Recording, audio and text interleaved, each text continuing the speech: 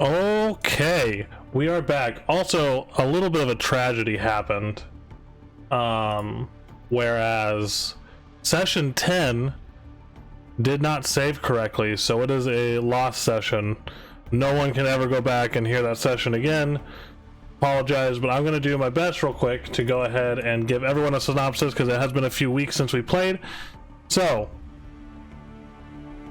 let's go over our last session. Our group, Morkala, weary from their journey, arrived in the fishing town of Ghidra. Seeking respite at the Last Rest Inn, they found themselves succumbing to slumber. Though it was at this point Mavra, as well as Uzmir, experienced some harrowing visions. This dreamlike state, sprinting through the streets of Ghidra, a chaotic scene of blood, screams, and death unfurling around Mavra. Awaking abruptly on the floor of the inn room, Mavra finds herself covered in blood that is not her own, the broken blade Kalenroth clutched in her hands. Alarmed by this and the warning bells ringing across town, the group swiftly begins to plan their escape. Uzmir, assuming the form of a death dog, leaps through the window, aiming to create a diversion and shift the blame away from them.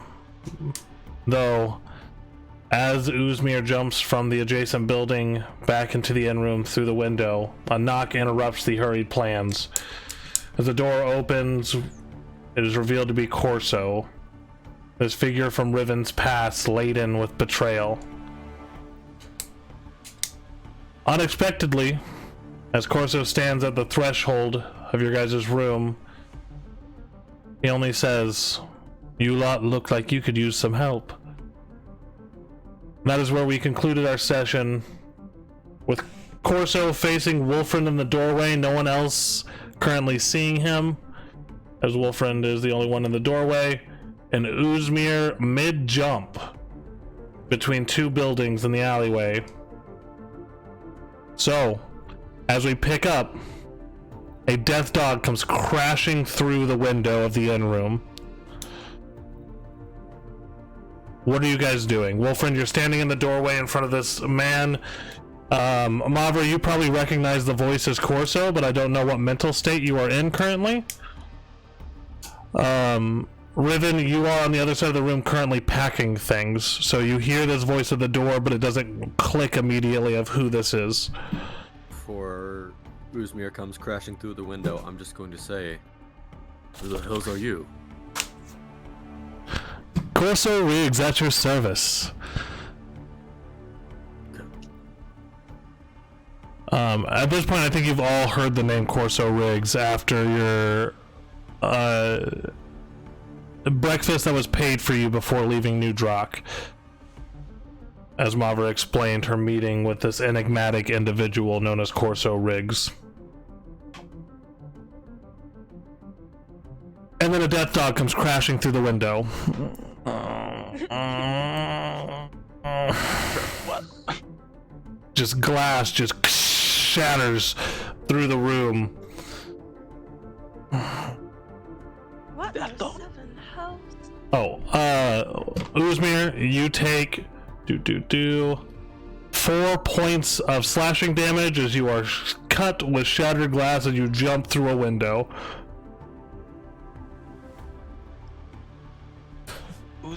Wait, was this part of the plan? Yeah, everybody knew the plan. We Well, just may I discussed forgot this at that. length.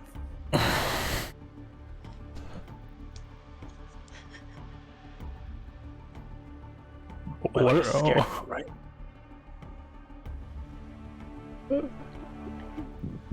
Also, who are you talking to, Wolfrind? We're dealing with a death dog in the room with us right now, right? Yep. When we I'm- and we also deeply discussed the plan Yeah, before we this know all who went the down. Death Yeah, Dog is. we're all I- on the same page here. Well, I think you all know who the Death Dog is, but as I believe, there was a lot of arguing about how to go about this plan, and eventually Uzmir just jumped out of the window to the adjacent building, enacting the plan that was not like fully agreed upon yet. But it is happening now, regardless of that. Yep, that's why everyone's confused. And if I remember correctly, Walter's having a panic attack on the floor. Yeah, with Kavra kind of cowering in the corner of one of the twin beds in the room.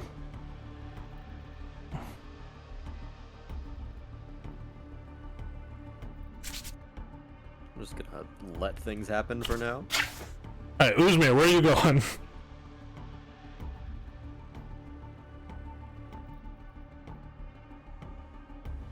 I don't know. Nobody's acting like they should be. Well, I'm okay. still having a panic attack. I do want to point out that Corso is completely unfazed in the doorway at this point in time.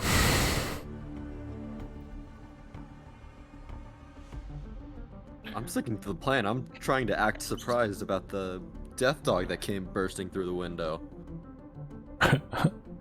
Riven just fucked up the plan. What does this look like, Wolfriend, as you are acting surprised? Are you drawing weapons, or what are you doing?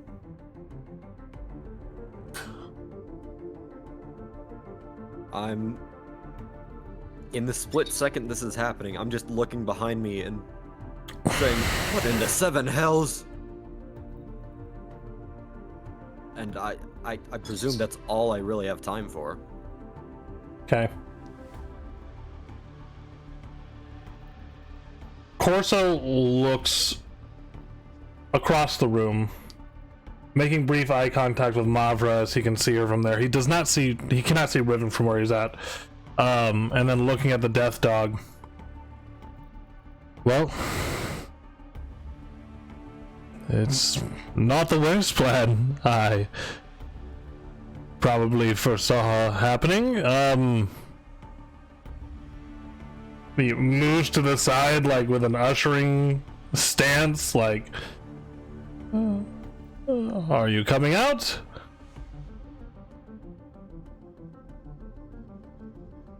Well, friend, whose voice is that?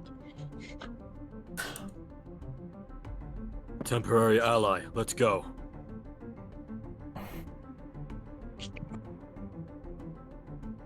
Well, it must be our lucky day then. As Riven tries to finish packing, while trying to look surprised at the same time at the appearance of the Death Dog already. Way too late for that. I'm grabbing my stuff and going. And he kind of looks over at Mavra and he goes, Lady Mavra, this is not a time to be cowering on the floor. It is time to make haste. I'm here to help, but I can't help you if you don't plan on helping yourself.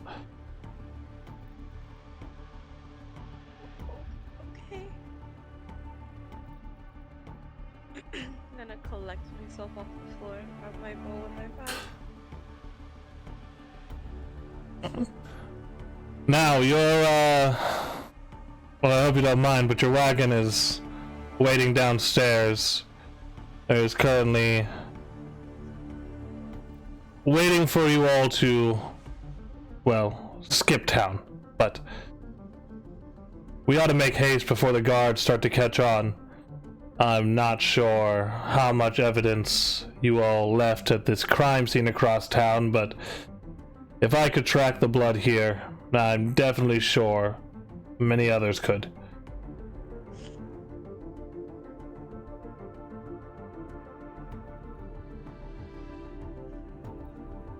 I'm just Uh, loading up and yeah, getting we're- ready to go. Yeah, Riven's gonna finish his packing. He's just gonna join where Wolfriend is at the moment. As you move over to Wolfriend, you see out of the corner of your eye as he is turning around and beginning to head down the hall, finally clicking in your head from when you saw him previously and couldn't quite put him like a face to a name.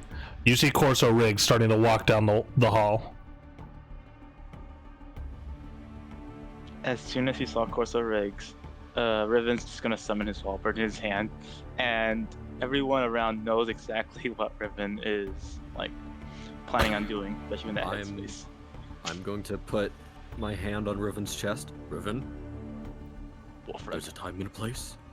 This is not the time nor the place. There is a place. There's his soon-to-be dead body on that staircase over there. We'll get to that. It's my revenge, Wolfriend. He's right there. You've waited this long, you can wait a moment longer. You don't understand, Wolfriend. He's slippery. He will. You duster. You better not escape, Wolfriend. Otherwise, well, I'll be angry. You don't want me when I'm angry. As Riven just scowls and makes his halberd disappear in his hand. Alright, we'll follow this plan, but I get his head on my halberd after this. Wolfram's just not saying anything. He's headed down to the wagon. Okay. This is Horrible.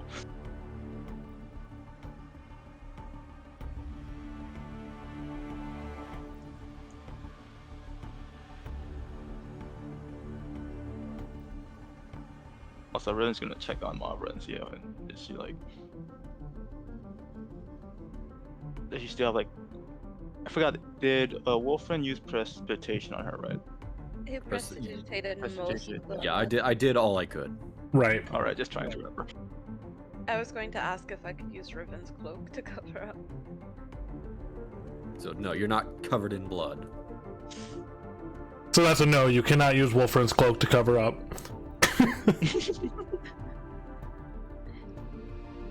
I mean, Mavra has her own cloak now.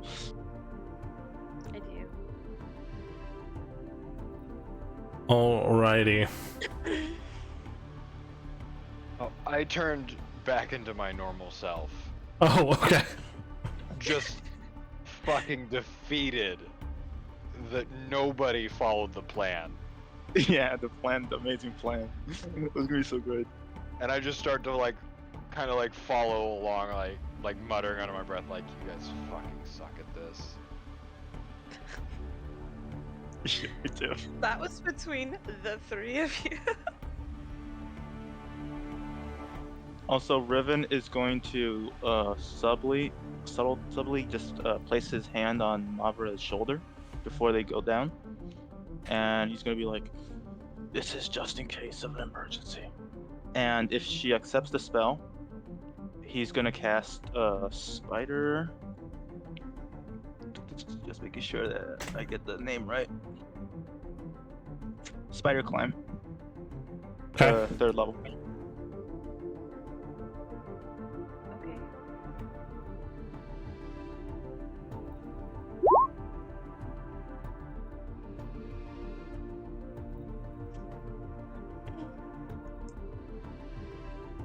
Let's see.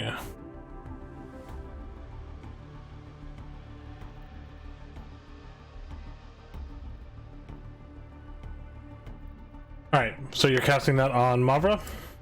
Yep. Okay.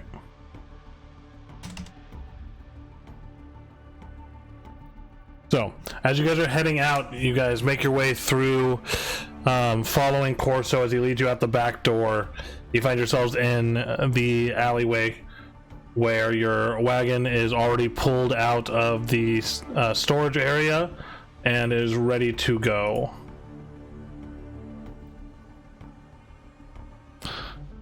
Come on now, we must make haste. We can't exactly sit here waiting all day. And he says, "Little lady, you first," as he lifts Kavra into the covered wagon.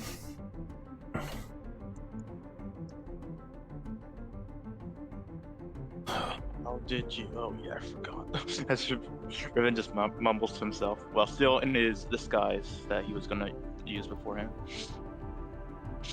Uzmir, make with the shape-changey thing. Wolfram's hopping up on the buckboard.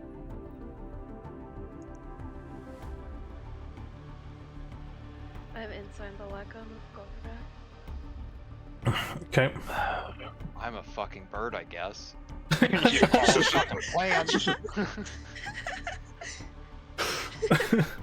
Uzi is gonna be so pouty after this. And I guess It's the Riven's coolest shit, and it was wasted. Yep. Riven is just going to jump in the back too. Okay, as you all begin to pile in, Corso begins putting on the tack and everything onto Uzmir, as Uzmir is now an Axebeak. And as he is moving back towards the wagon, he stops at you, Wolfrin, and he says, "From this alleyway, take a left. From there, you're going to go straight for a quarter of a mile and then turn right. That'll take you right outside of town, heading towards El Macath. Do not stray from that path. If you see any authorities, don't look like you're in haste. Try to act as normal as possible." You say that like this is the first time I've needed to do this. Well, I know you the least of all, friend. As he kind of smiles and then also climbs into the back of the wagon, No. shutting the door. Riven just scooches further towards Mavra. Protectively, or to get away from, Both. Confirm that he's actually gotten in and is like secured, and then I'm going to go along the route that he, what he just said. Yep. Get Alright. as fast as we can out of town, and then just sort of slow things down when we're decent enough distance away. Okay. Let's see.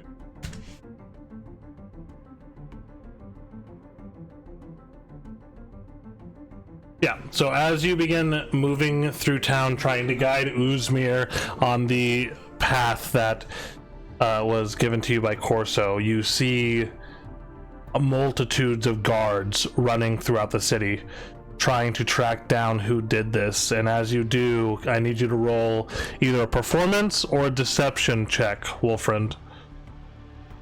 Fuck me. You got this. Performance or deception? Yep. They're both equal. What? 20 total. Holy shit. Yeah. Okay. You guys slide under their radar, managing to not get in their way or not draw any attention to yourselves as you're moving through.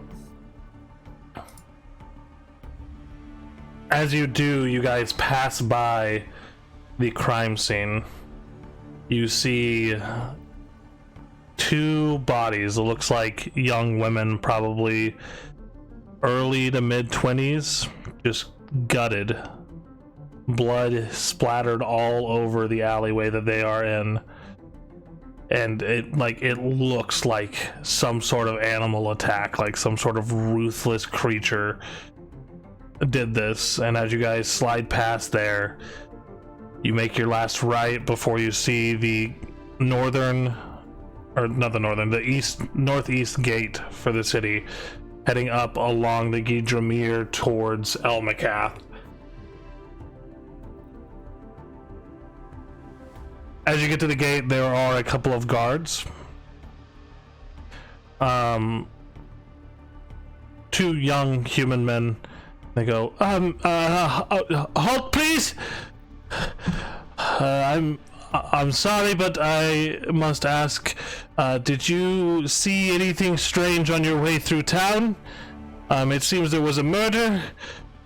We're not trying to single you out or anything, but we need to know if you saw anything that happened. Anything that happened? Nothing sticks out to me.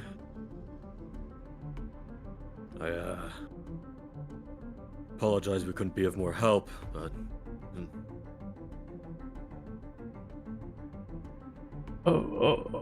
All right.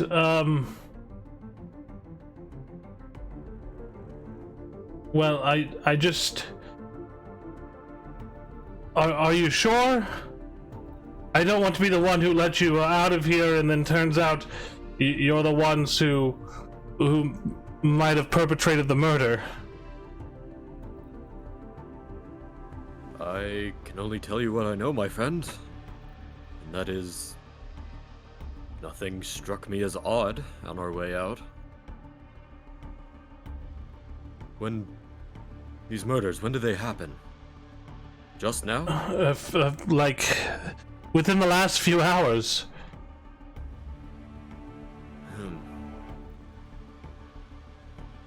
It was a truly grisly sight.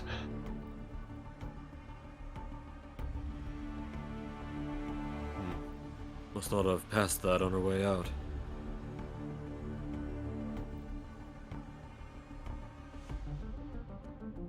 All right.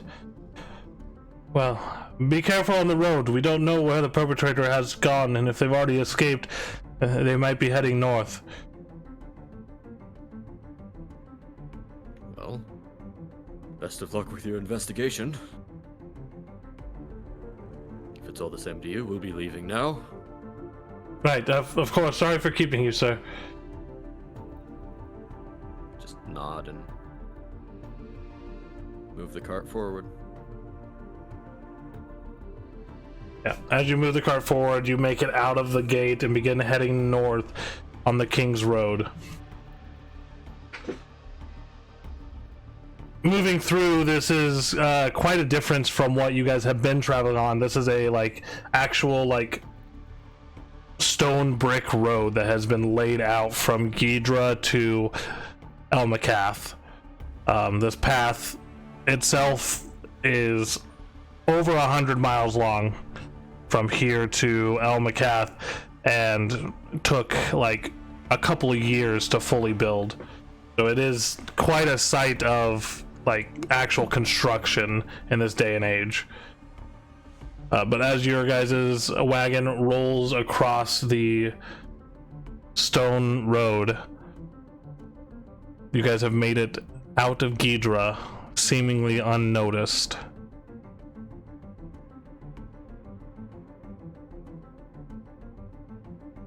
Within the wagon, we find some individuals: Mavra, Riven, Kavra, and Corso. And Corso's kind of sitting back, his hands kind of entangled in themselves with his elbows on his knees as he looks over towards Mavra and Kavra and Riven. And he kind of looks down and then looks back up and reaches into his bag that he has with him as he pulls out what looks like a little wrapped candy, and he holds his hand out over to Kavra. Kavra looks at you, Mavra, with a discerning look.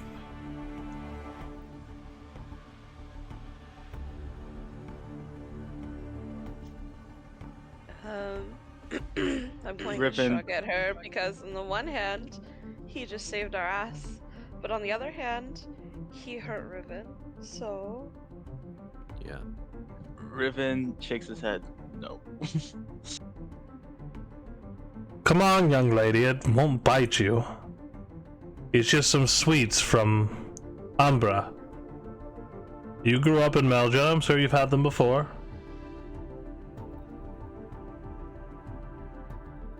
She begins reaching out towards him. She snatches the candy from him. What are you doing, Riven? Riven's gonna try and bump, just stretch forward and try to bump the candy out of the man's hand. Okay, roll. Yeah, roll either an athletics or sleight of hand.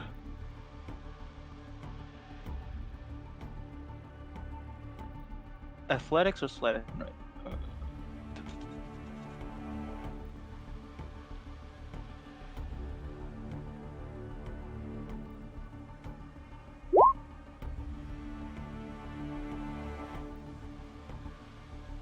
Alrighty.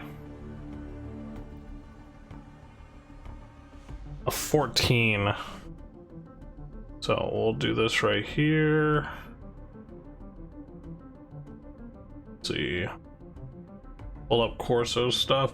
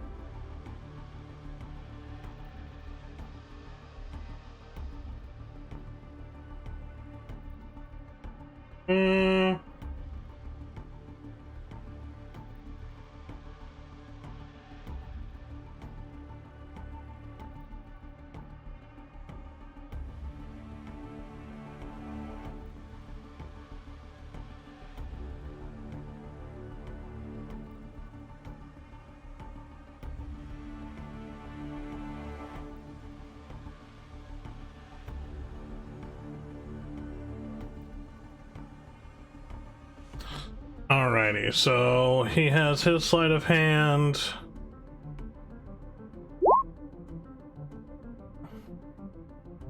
Which is a 26. As you go to... What's up? I mean, the plus 13. The plus 13 really makes a difference. He's a rogue. As you go to slap it out of his hand, you feel your hand contact with his, and as you do, you look down and you notice the candy is no longer in his hand, but is floating above yours as his other hand grabs it quickly out of the air and tosses it to Kavra. It kind of falls in her lap and she kind of looks down at it, like not sure exactly what's going on, but having candy now.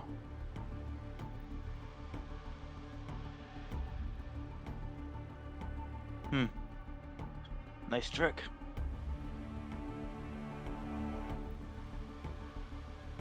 Well, you were never one to exactly, you know, excel in figuring these things out. Do I know you? Yes. Though Riven's not doing a very bad job of hiding his clear animosity. Riven, there's no need to hide behind all of this, whatever sort of facade or platitudes you're trying to put up. I'm here to help you. Whether you like it or not, I'm the only reason you got out of that town alive. Or at least, not in chains. It would be so like you, to just lead us to our supposed freedom, only to snatch it away from us at the last second. Oh, you'd love that, wouldn't you? I love so many things. Money, women, freedom. It's hard to find those things when you're being hunted, Riven. Oh, so hard. Oh, please, cut the bullshit. We both know that you take pride. And you love it. You love that hunt. You sick individual. I wouldn't be surprised if you actually covered that entire candy in poison. Now, why would I do that? Plenty of reasons. One, because you would enjoy the fuck out of it. Riven, I'm gonna say this once, and I'm gonna say it as calmly as I can. For all the times that we worked together, I never once harmed a woman. You, on the other hand, well, our circumstances aren't exactly the same. As he kind of leans back. Oh, but I know what you did. And you know exactly what you've done. So don't play innocent with me. Once there's the perfect time, your head is coming clean off your neck. Even if it's the last thing I do. You've never beaten me in the past, Riven. It took you 3 years to find me, and even then I found you. So really, what is that saying for whatever sort of battle you wish to have with me?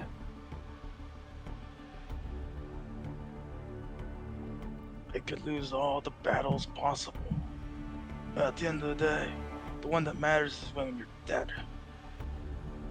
So come on, just stop acting all innocent.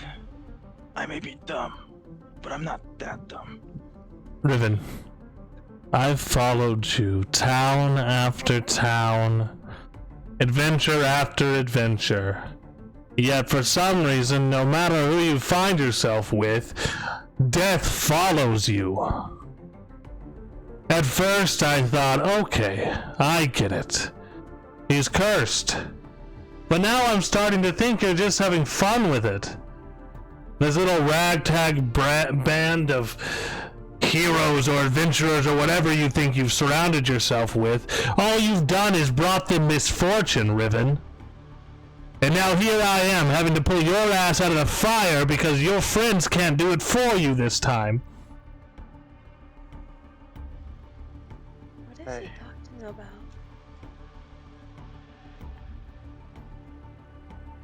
Corso, you can say whatever you want about me. But if you dare dirty the name of my friends, I won't wait for this carriage to stop. I will kill you right then and there. Me, dirty the name of your friends, Riven. 'Tis not me. This poor young Kavra, her older sister Mavra, committed murder by your order. You think Mavra wanted to kill in cold blood? She hadn't done it up to the point she had met you. You think Shiro would still be here maybe if you would have acted differently? You think any of these people you surround yourself with would be in the sort of turmoil that they are in now had you never stepped into their lives, Riven? Look at me. Look at me, At that point- Riven. Look at Sky. Where is she now after meeting you? When's the last time you saw her? Riven is going to attempt to choke him. He is gonna like rush out like fast. And he's I'm at going that to grab him around the waist. How far are we away from the town at this point? I was gonna ask, how in the middle of nowhere are we? You are about 2 miles outside of town at this point. You're still on the King's Road. I'm guessing I can hear this too, right? Oh, they're not being quiet by any means. I'm pulling the cart over here. Who the fuck is in charge of driving the cart right now?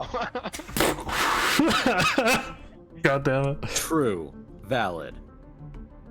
No, there is no pulling the cart over. The cart reaches to a halt. The chicken has had enough. Like at this point, like it stops sharp enough. The people that aren't well balanced are definitely. Yeah, I need everyone on the wagon to make a dexterity saving throw real quick. Everyone's within 10 feet of me, right? Yeah, Add a +3.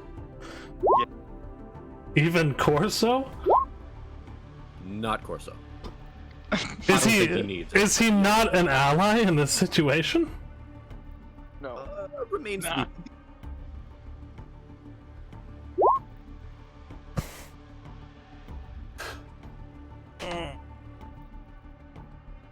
So everyone manages to keep their composure except for Corso, who as Riven is going to choke him, the wagon screeches to a halt. Riven, you continue to go straight, but Corso's form shifts with the stopping of the wagon, and you slam into the other side, barely missing him. You dare. As Riven just stares. I don't know if Mavra still is like trying to hold him back or not. I think she would because she passed the dexterity save. You flew all the way. to the other side of the cart, so. Alright, so Riven has no one to pull him back. Can you still see Corso or not? You can still see Corso, he's still in the wagon. It's not a huge wagon, it sits 4 comfortably. Oh, I was wondering if he like disappeared or something. No, he's still there. Riven's gonna try and choke him. While Alright. this is happening, I'd like to come to the back of the wagon, open the door. You, at Riven and Corso. Out. Now, we talk. Right, of course. I apologize. Do you now? Your Riven, apologies mean shit. we can act civil for a little while longer, can we not? I'm going to climb Oh. out of the wagon and walk beside Riven and hold his hand. Just to Riven's have gonna- hands on him before he lunges again. Riven's gonna be like, oh, absolute civil. Oh, absolutely not. And then he just feels the hand. He's going, okay, maybe just a little bit, but he needs to shut his mouth.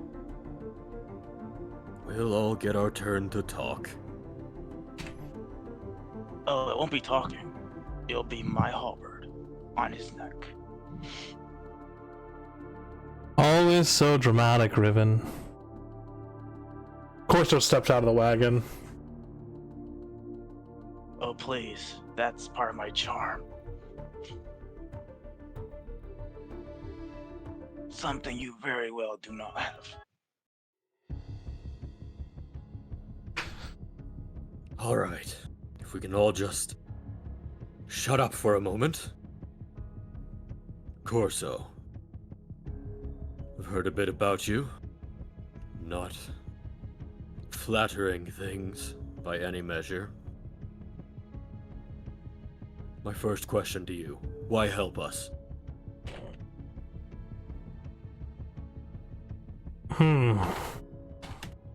Very good question. Your name was Wolfrind, wasn't it? You're one of the newer members of the group, so it's so hard for me to keep track. Basically, he's been stalking us for a long, long time. That weirdo.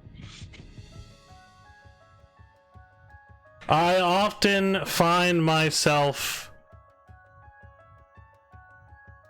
Well, I often find myself trying to help those in need. I guess would be the best way to put it. To what end? What do you get out of this? Well, hopefully, I stop getting hunted. It is not enjoyable, and though I could change my identity every week, I like the identity of Corso. I've been Corso for a while now, and I'd like to stay Corso. And so I stalk, I hunt. Not prey, but the creature that hunts and stalks me, your friendly Riven over there. He has in his head some sort of betrayal plot that I planned out to screw him over. Now everyone involved except for him has found their ways to being lost and thrown to the wayside except for him and his happy little group of friends. Well, not so happy after Riven joined them.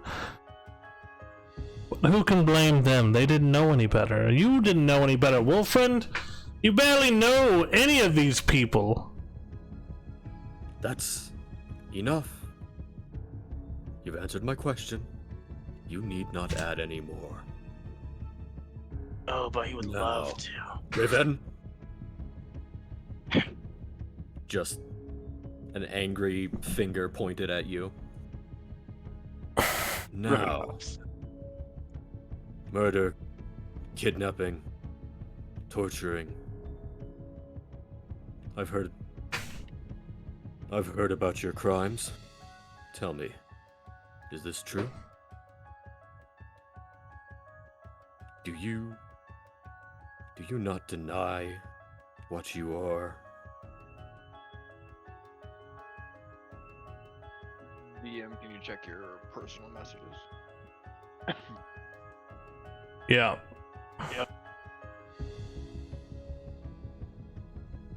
Yeah, every few miles there are areas where people like set up areas where like it's easy for someone to pull off and camp. The next one would probably be another couple miles, as you are fairly close to town, so not really many people would stop this close to town. They would just make their way all the way into town, that kind of thing.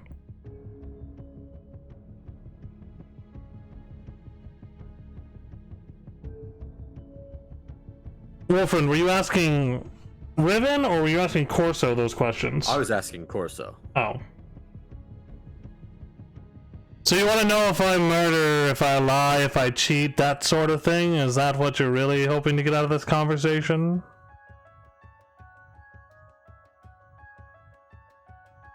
Wolfram just raises his eyebrows. Because if we're talking about murder, if we're talking about killing, you all are just as guilty as anyone I've met. But yes, let's put these rumors to bed. I have killed. I've murdered. I've slain men. I've done many things in this life to get to where I am today. Most of those by the side of your very good friend Riven. No, I draw my lines much sooner than he does. Maybe you should ask him about his past every once in a while. Talk to him about the things he's done.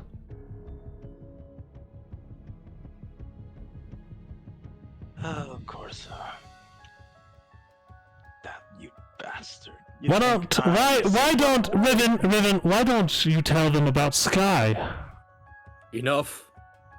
Both of you. Riven? We get to the truth of the matter. I am going to take my greatsword off of my back, point it, point down into the ground in front of me, and cast Zone of Truth.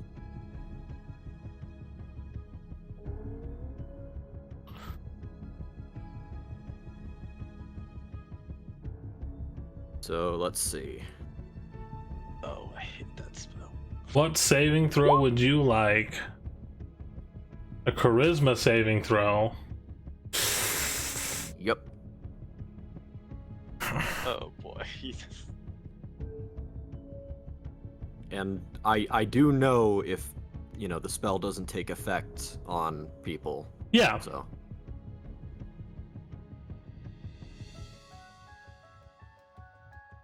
What is your spell save DC? 14. 14. There's a 23. God. Is Mavra Damn and Kavra still on the cart? No, I'm holding Riven's hand. Yeah, so currently, if you're still attached to the cart, Uzmir, you are the only one outside of the zone of truth. Wolfriend, as you cast this spell, you feel slight resistance from Corso, and then Corso purposely fails his saving throw.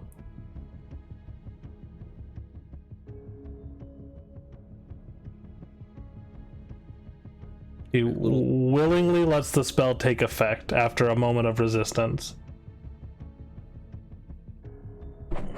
Little squint, then my face relaxes a bit.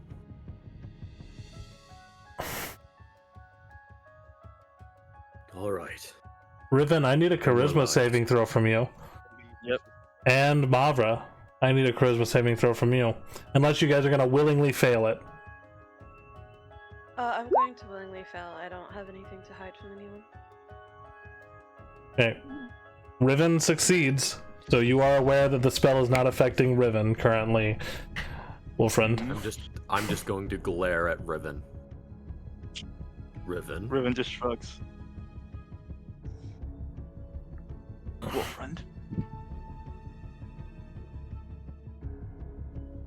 We're trying to have an open and honest dialogue here.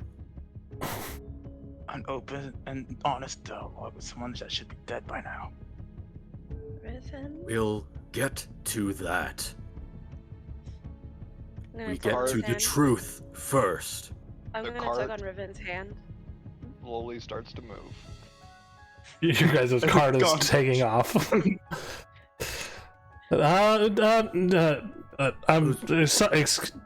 It seems our ride is leaving. Oh, don't worry about him. He's Uzmir, going I to go. swear to gods. Riven. Well, we could just follow them. Riven. Mm. Think about it.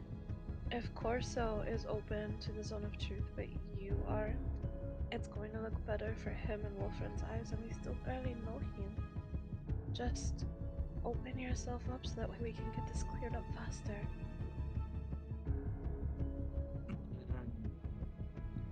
Please. Riven's just, you can clearly hear that Riven's just struggling here. It's like, wow, okay, yeah, fine. Yes, what's a bit of trust among friends, Riven? Enough Oh, out of you- you.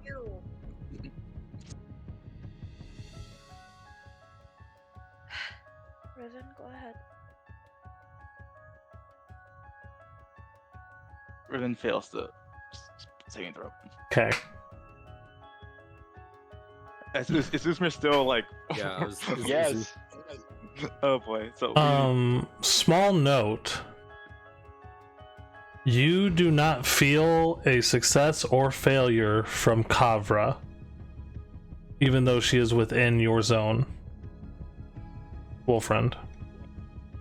She's kind of just sitting down on the grass, eating, like, nibbling at this piece of candy, not quite paying attention, but the spell has seemed to have no effect on her whatsoever. Like, it didn't even register her as a target. Just note of that. Uzmir still Nope. wandering. Wolfrend, our ride is over there. It's like very slowly, but yeah, the cart is still starting to move. I'm going to get in front of Uzmir here. Patience with us for just a moment. You tire of their bickering as much as I do. We get to the truth of this. We move on. All right? I just stomp my foot and look over at Mavra. Uzmir, we need to get this settled. Please. Stomp my foot again and like squawk as though I am trying to communicate with her. I'm going to cast Speak with Animals. Okay. I'm gonna go back to babysit the other two chuckle fucks. I don't know if this is gonna work, but maybe it will. Yeah, you Would can. technically work, right? I think so, because you're making animal noises and trying to communicate. Yeah, what was the ruling on that? We had a ruling on this, in which That it works. no, that was not the ruling, because technically, Uzmir, it's still Uzmir's consciousness. It's fine. It works. It's whatever at this point. I don't care at this point, as far as whether or not Uzmir now speaks animal. He speaks No. chicken now. If it does, I can't speak animal technically, I guess. So it's not gonna work. No, it's fine. It works. Well, maybe I can get your intention, because, like, you know, you're still squawking. Anyway, what, Uzmir? Per the Speak with Animals spell, you're able to communicate simple ideas with the person you are talking to, Uzmir. Oh, so simple ideas, not actual. Yeah, no, you can't, like, Like have a humans full-on speaking. conversation with me. Yeah.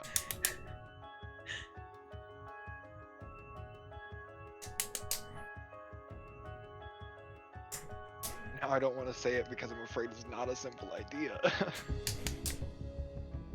We'll say it, and then we'll know if I understood it or not. Yeah, so I try to tell her, we don't have time for this, and I can't change again if I revert back. Yeah, sure, that's fine.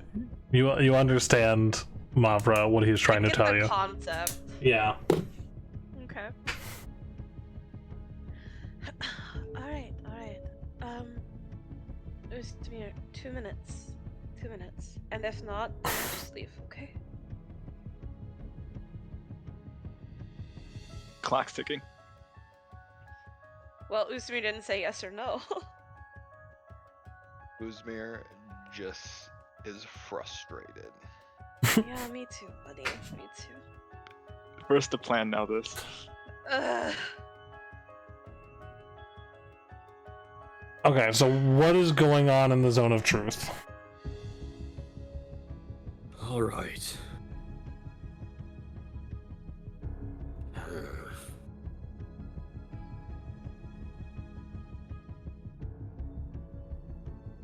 Riven, we start with you.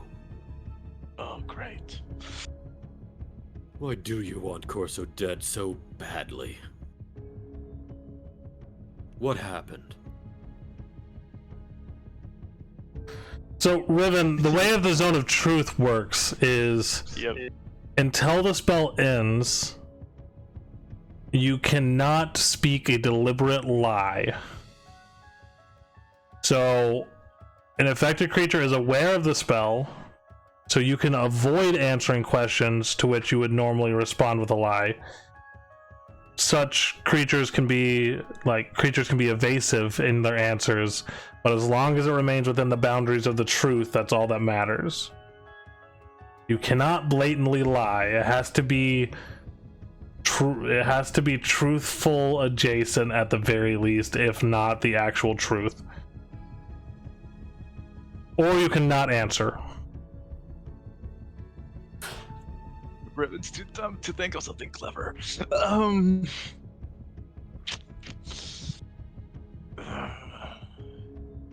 He ruined the fucking mission.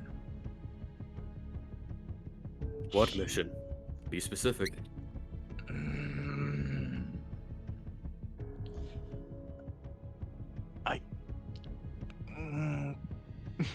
Riven is just trying his best to just Come try on. to. We have time. Specifically, It's just 10 wait. minutes. Yeah, Riven's just gonna wait up 2 minutes. Not joking. Specifically 2 minutes. Yeah. Specifically 2 minutes. You just have to wait 2 minutes. I was ordered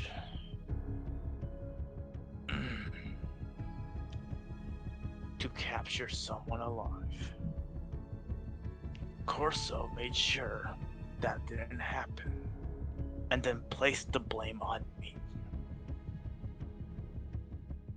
So How is- I had to deal with his charges, his murder, and that's why my face is on the fucking walls of Elmakoth, and not him. Well, his is there too, but not for this specific murder. Care to elaborate further? What exactly did Corso do? Yes, Corso. What did Corso do? No, is it my turn to speak now? Very well. Right, so how much exposition are you wanting? Are you wanting a full breakdown? Because I'm not sure your spell will last that long, but I can give you the high notes if you'd like. Is Mavra still holding Riven's hand or not? Yes, I'm still holding his hand. Ah, okay. Riven's just gonna take out his halberd right then and there. Okay, she's holding his hand. Nope, that's exactly why I'm holding his fucking hand. Yep. As many details as you can spare, but be brief. Besides, I could always cast the spell again. So tell me, what happened?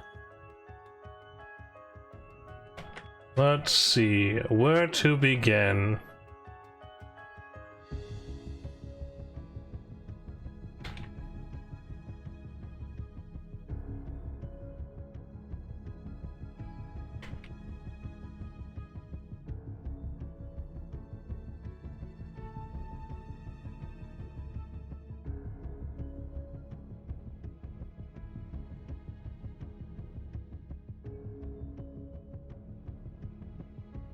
All right.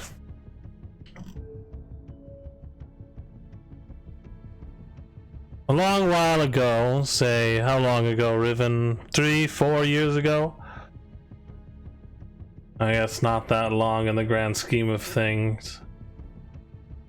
I worked with Riven. We'd been working together for months. Going on a year even with our very good friend Sky.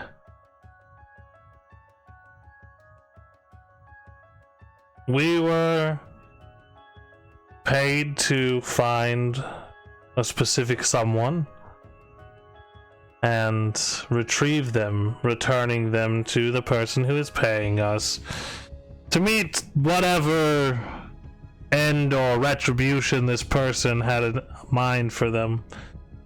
This specific someone. Who were they? Well, should I tell them, Riven? Should I tell them who you were so keen to go after?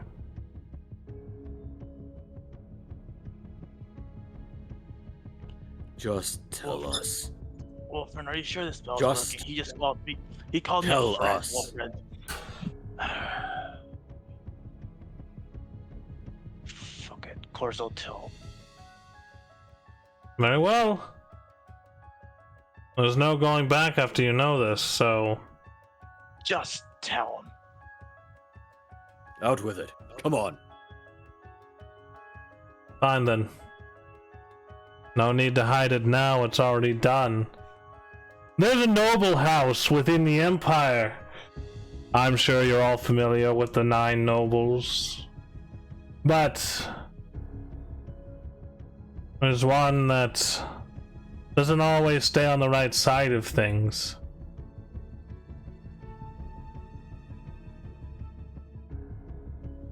House Montai, they're famous for their military prowess. I'm sure you've been regaled with stories of the Montai household and their members within the high-ranking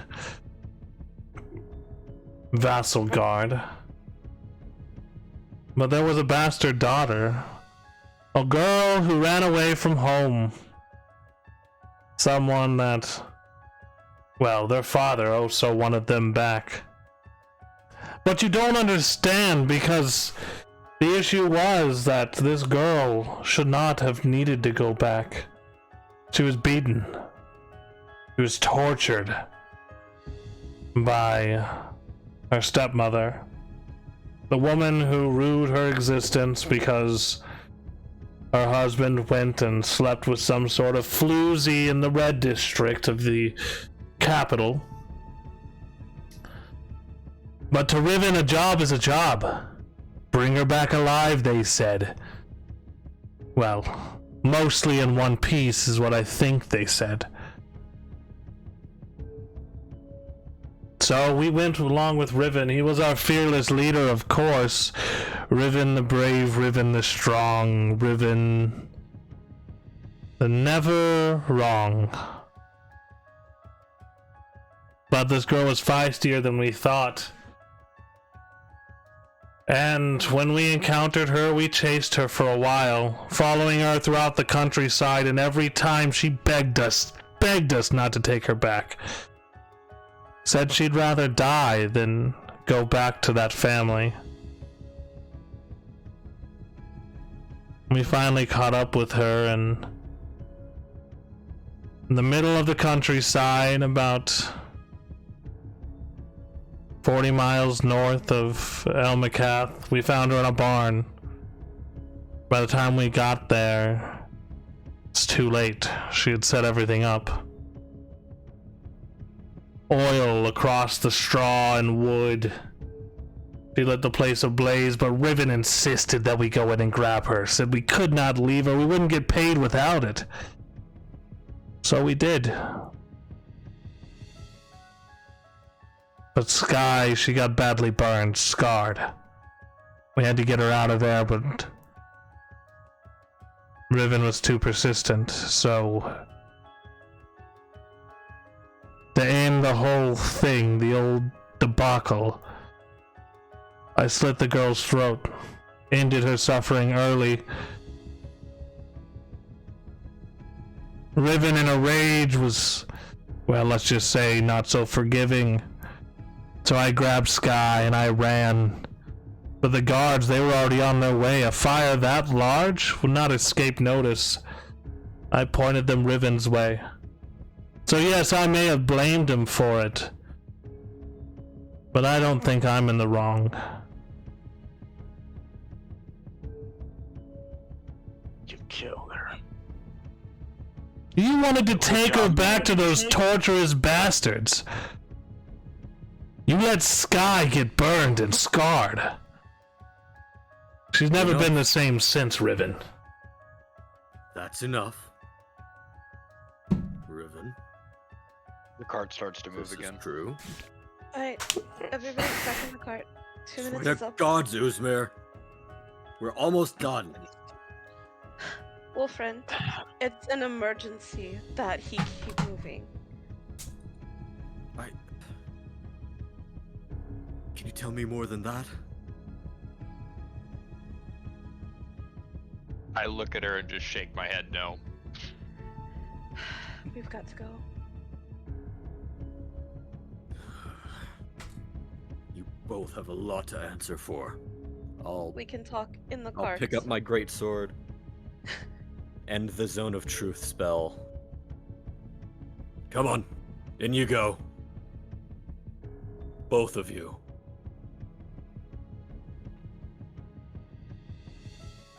Very well. Riven just sigh. And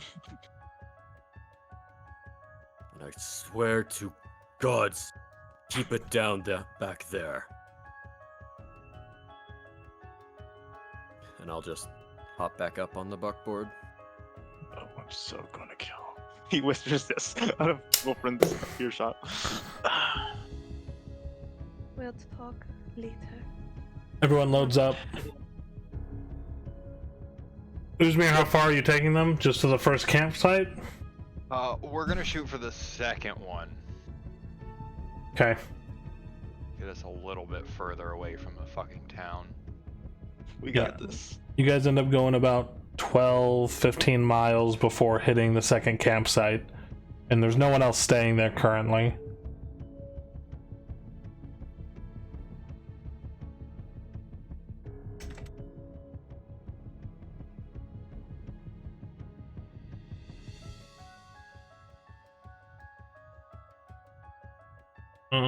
Alrighty.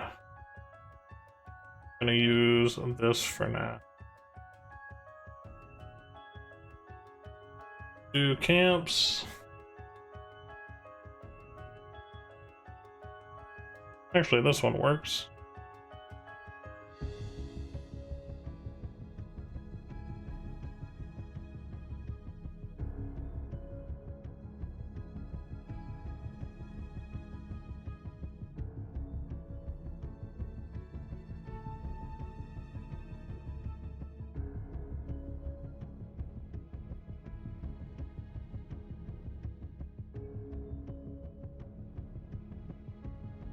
Of course, we can't do anything without Corso.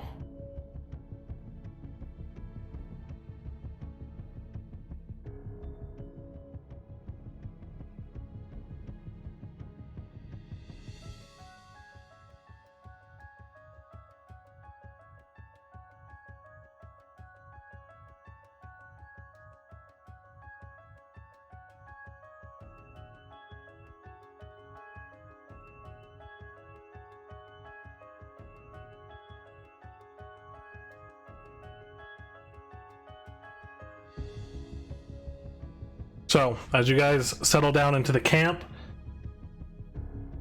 everyone offloads from the wagon.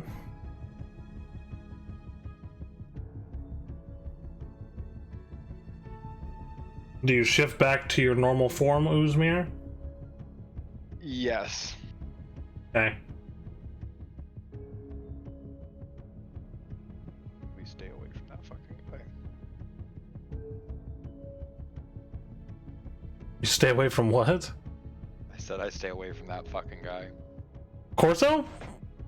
Yep. Why? Ruined my fucking plan.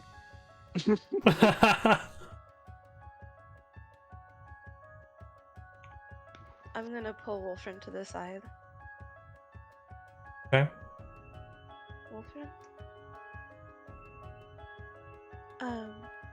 I think somebody should sleep in Riven's tent with him. It can be you, me, or Usmir, but somebody needs to make sure he doesn't do something unfortunate. I'm more worried about Corso. I don't want him running off in the night. I'm not done with him. Well, it'd be better for him to run off than for Riven to murder him.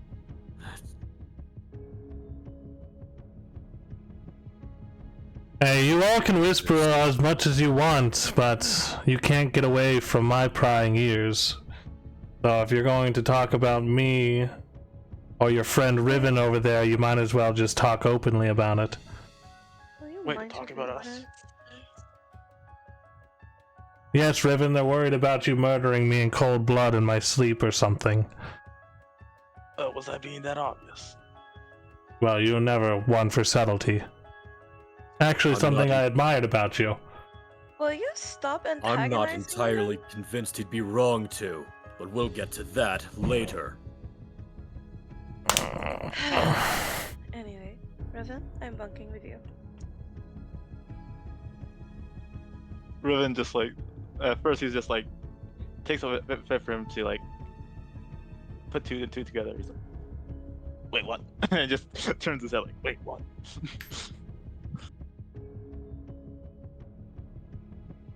Be careful, Riven. What would Sky think if she saw you laying with another woman? Oh, I'm bringing my own sleeping roll. Enough out of you. please, please, I'm starting to want to let you. I mean, that's two birds with one stone. We kill him. Everything goes back to normal, and I'll be a very happy Riven. And Riven, I can't help but feel like he's here for a purpose. you piss me off. Well, if he's been following us as long as Sanshiro was with us, then there's something happening. And I Yes, he don't want wants. to kill him until we know what. He wants me to suffer. He's gonna wait until He's going to. I don't know. Kill us all in one, or no, rather, he's gonna kill every single one of you, and then make me watch something like that. Well, I don't I'm trust him. Riven, we are not victims waiting. We're formidable on our own. It'll be okay. Do you want to come hunting with me? Sure. Oh, that poor deer's gonna. I'm gonna Well, be don't so ruin the upset. meat. Okay, I'm dragging Riven off to go forage with me. I'm gonna give her advantage. You don't want Riven to roll. Okay, so you can roll survival with advantage. They go out hunting. As they start walking off, I say, Mavra, Kavra goes too. Okay. Triple advantage. Kavra kind of gets up and starts walking off towards you guys.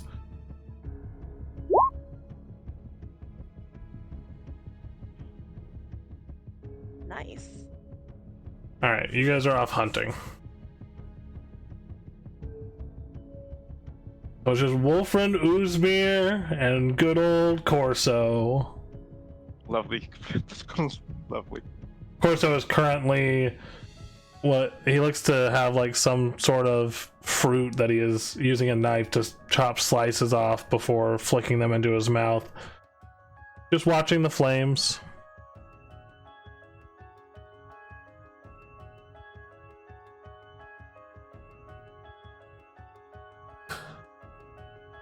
Just look towards Uzmir. Don't look at me. You're the one that brought him along. He brought himself along, but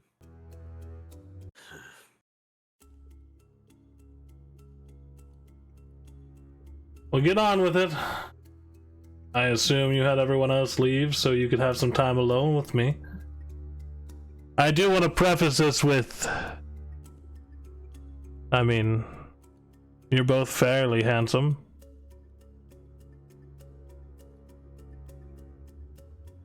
Wolford just sort of looks away at that comment. Is Wolfram a little red in the face? Aw, he's bashful. Oh, Hey, Not quite, not yet. Corso takes lovers of many kinds.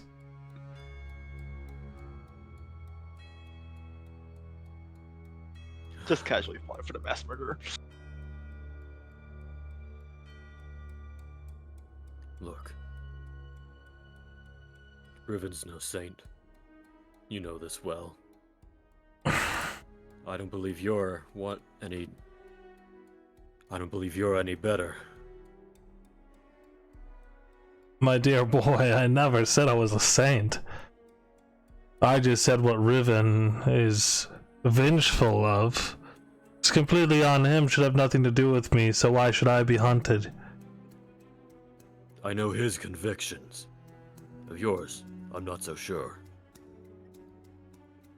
Alright. So tell me. How about, before I tell you anything else, maybe you answer some of my questions. How about we do it this way? I'll promise to answer truthfully. Hell, you can even throw up another one of your fancied zone of truths. But you have to answer all my questions truthfully too. We'll do one for one. Very well. Well, you already... Are you doing zone of truth again? Yes, I am. Okay, he will fail on purpose. Uzmir, are you rolling or failing on purpose? I am walking away before they even cast it. Alright. Is what, 15 foot? It's Yeah, a no, I'm out of the... Yeah, I'm getting out of the 15 foot. Okay. Like, nope. You clock that happening and just sort of shrug. Well, you already asked me a few questions, so how about I start, Wolfriend? Very well. You say you know Riven's convictions. Tell me, what do you think they are? He's done terrible things. This, I know. But he's been granted things. Granted divinity to a certain degree. And he aspires to live up to it. To atone, at least in part, for what he's done. As do I. As should we all.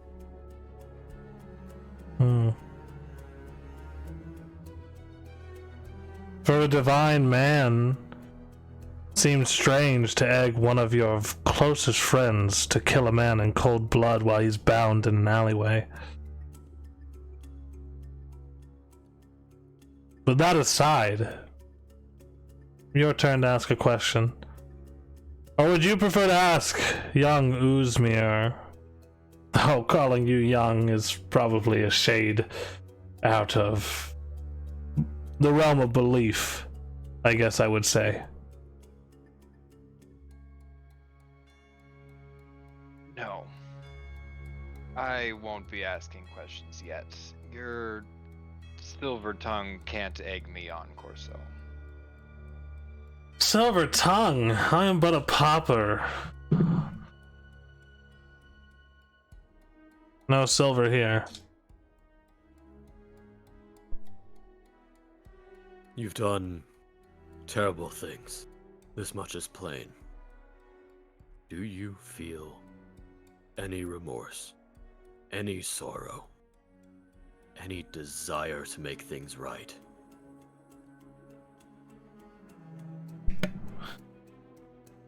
If you even thought about that for a second, if I didn't feel remorse, if I didn't feel the need to make things right, why would I be here helping you all escape from a murder scene perpetrated by one of your very own friends? That didn't answer the question. Well, do you? I want to hear you say it. Sure, I feel remorse. On occasion. On occasion. My turn now. So, your holy divine Riven that you've come to know, if he's so keen on turning his life around and worshipping this goddess and being chosen by divinity, why does his body suffer when he uses the divine artifact? That seems like a complete lack of divinity to me. What sort of godly weapon for a follower who's true to his beliefs rejects its user? You, of all people, Wolfriend, being part of the Ebon Fang, you deal in all sort of cursed holy objects. You're not being rejected, so you can't question your ideals, your beliefs, but you don't even think to question Riven's, not even once? In time. I'll not deny it, he's very early on his journey and very misguided. But the powers he wields cannot be denied, nor can their source. Magic can come from many places, Wolfriend. Not always is it as it seems.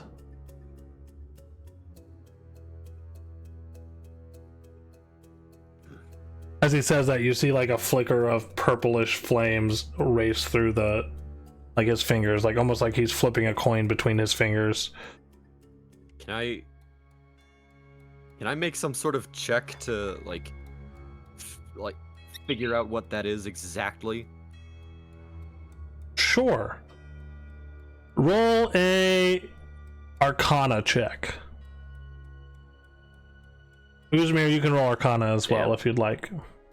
Should have figured, but oof. Was it 13? Could be better, could be worse. The big arcanas. You don't have to whisper it to me, Uzmir. Oh, I didn't realize that it was on whisper still. Oh, good. It's a 17.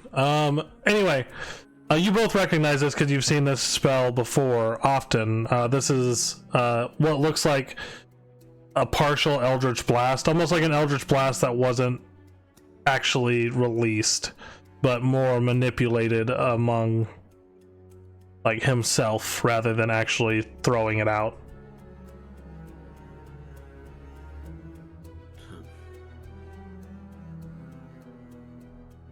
Alright, my turn. That night. The girl. Do you feel any remorse for that? For killing her? Is that your question? Do I feel remorse for killing her, or do I feel remorse for blaming it on Riven? Both. I don't feel remorse for blaming it on Riven, no. He full-heartedly commanded us to race into a burning building, horribly scarring our friend, his lover. Or so she thought. Do I regret murdering the small girl? Yes, I do. I don't pride myself on killing women and children, but what else could I have done? He'd have us bathed in flames to get that girl out alive. Sky was already injured. that he wanted us to keep going? What kind of leader does that, Wolfriend? You have taken up a leadership role in this group, as I have seen. I don't feel as though you'd leave your group into impending doom on purpose, would you? I'm no leader. Our leader is indisposed at the moment. Please, So I would not lead this group to its destruction. You can't be. You can't be speaking of the silver-haired elven fellow, can you? He's been gone for so long. You can't be serious to say that he is indisposed. He's not coming back, Wolfriend. The Iron Brand has reaches all over Nadira and beyond. The fact that they took him, you'd be lucky to find him in one piece.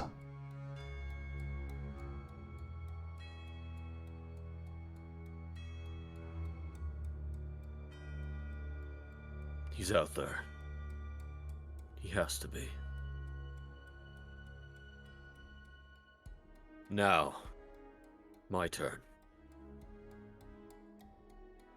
Sure. Do you seek redemption for what you've done?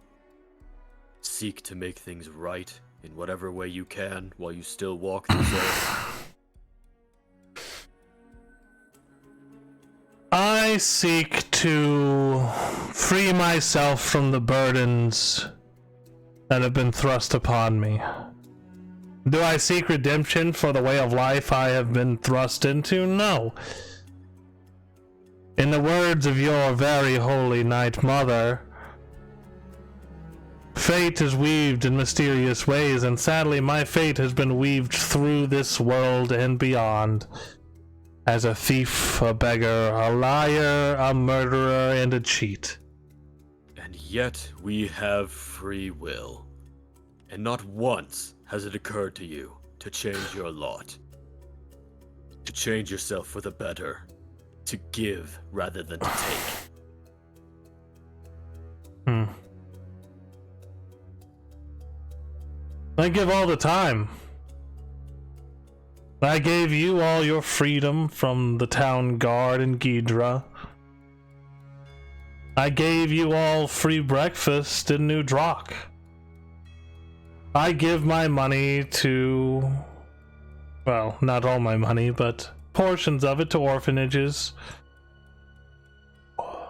Other facilities that help out the poor and needy.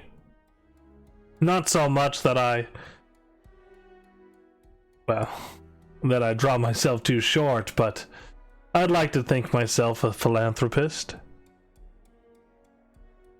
You see, Wolfriend, I didn't grow up wealthy. I didn't grow up with a loving family. I grew up on the streets, beaten and dragged through the dirt. At least you knew your family. I assume so.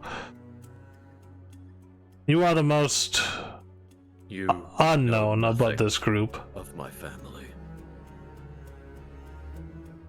Fair enough. I do need to do more research on you, Wolfriend.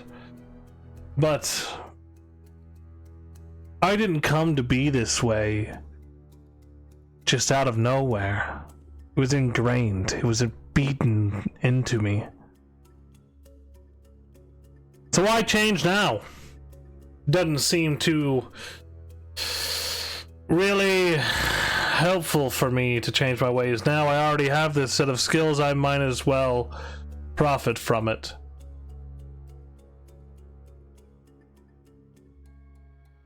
You would rather someone else beat some morals into you. Be my guest. You won't be the first person to try to beat your ideals into me. You won't be the last. But it's my turn to ask a question before your happy little family gets back from their hunting trip.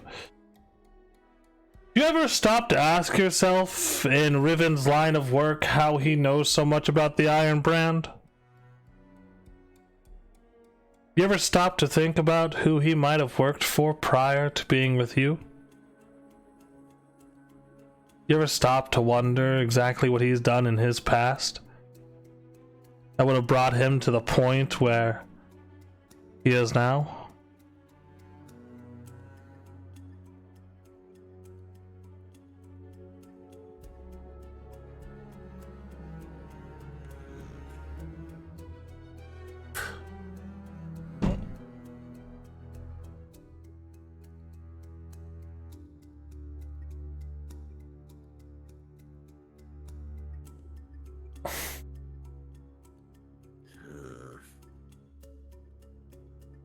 Can I ask my question now? Sure, while Riven Oh, thinks of his right. answer, sure, ask your question, Uzmir. Why are you even here? Well, you all were in a great deal of danger. I figured least I could do was help. No. Don't sidestep the question. Why are you really here? I've already said why I'm here, Uzmir. No, you haven't. I have, multiple times. I wish to stop being haunted by your friend Riven. It's been putting a damper on my activities. I can say that I've been with him for long enough that I know that he's not actively hunting you. Then why does Janzor ask questions among the birds on the street trying to find my location? He has feelers out there. I can't keep moving forever, but if I don't, then they catch up to me. I'd prefer they didn't catch up to me, and I don't much like the cold frigidness of the theocracy, so I'd prefer not to find my way up there.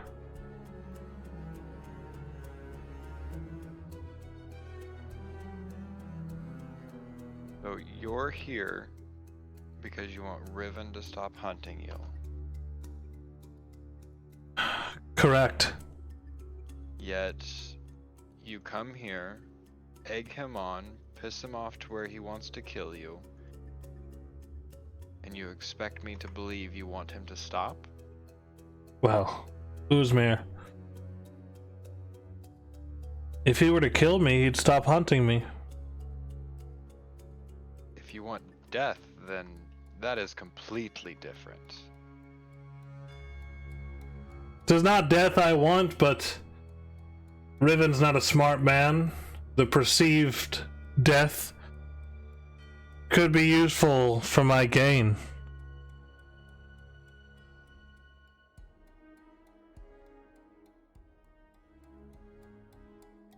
Are you asking me to make it look like I've killed you? I can do that myself. But I need Riven to think he killed me, or else he'll never stop thinking about it.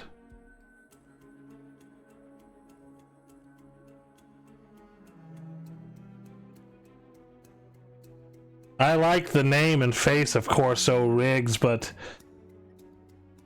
I'm better off changing it, as long as I know that he's not going to continue to try to follow me, or find me, or hunt for me.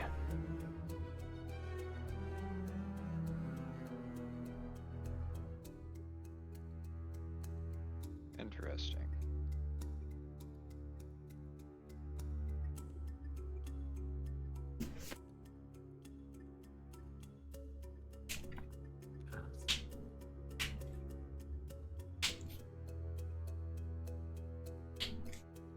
Truth be told, I don't know what all to make of this.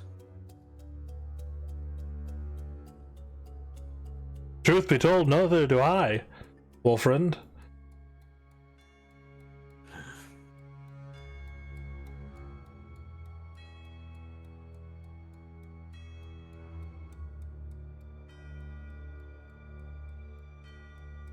But if you all don't want me here, I can be gone before Riven gets back, and then problem solved.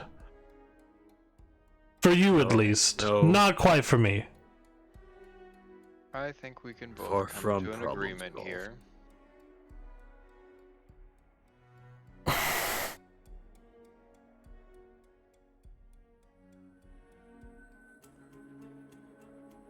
Look, you're all very strong. And honestly, I wouldn't stand a chance against all of you together, especially Mavra with that blade of hers. I mean, did you see what she did to those poor girls in that alley? Sends shivers down my spine. It was not her. It was the blade. Sure seemed like her. Of course, I don't know her as well as you, so I won't step in to presume.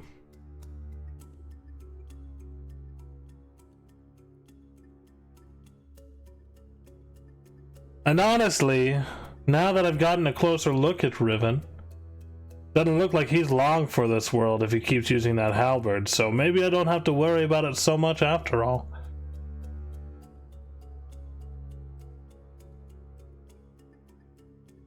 We just have to get to El Macath, and then we can set everything right.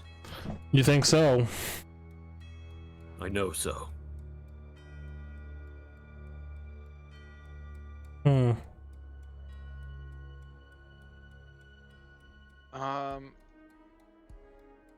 I would like to let out a nice sharp whistle in hopes that the others get the fucking hint to come back. Okay.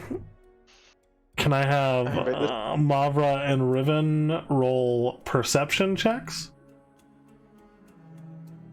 Oh, we're doomed.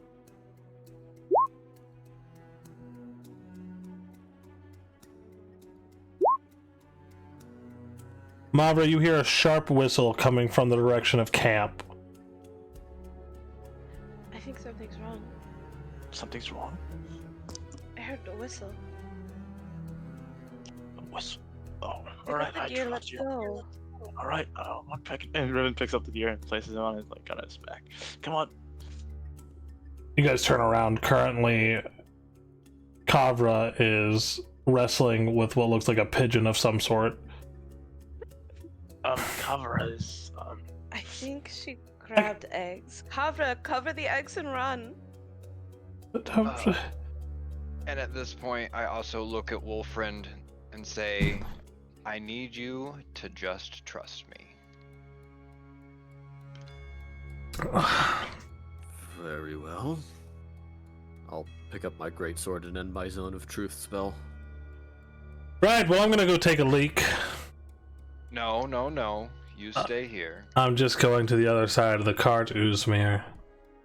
It's open road for miles. Where am I gonna hide? I'm not saying that you're going to hide. Please do hurry back. Yeah. Can I just try and make sure he doesn't run off? Yeah? Are you gonna go stand behind him? Listen. Well, I'm gonna watch a bunch of Tariq. Him's about to misty step the fuck out of there. Yep. Like, nope. I'll just try and keep him within, like, just try and keep a visual on him. I've got line of sight. You would have to move, like, over here. I have line of sight. I will do so. As you're kind of watching him, his head peeks over his shoulder. Well, friend, if you wanted to hold it, you could have just asked. Oh my fucking god. Wolfriend, can you please return to your seat? I don't trust him. You hear the patter of liquid on snow. Oh, I understand you don't trust him, but like I said, I need you to trust me. Let's sit back down.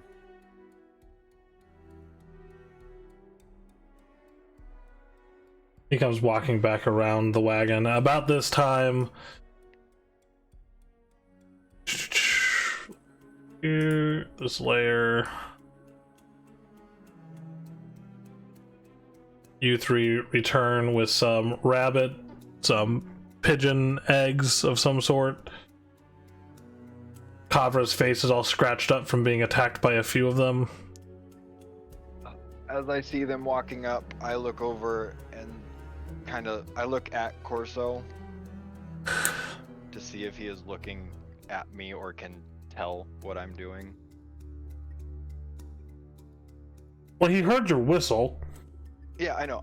If Corso is looking at me right now.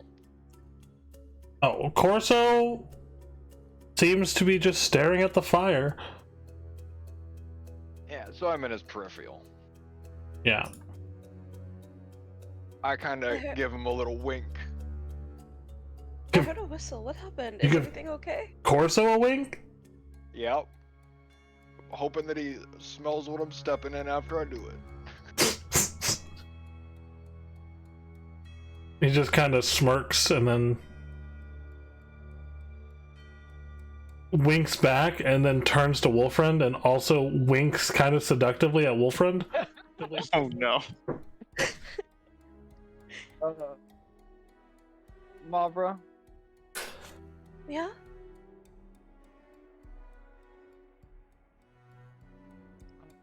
I don't know how to say this, I guess.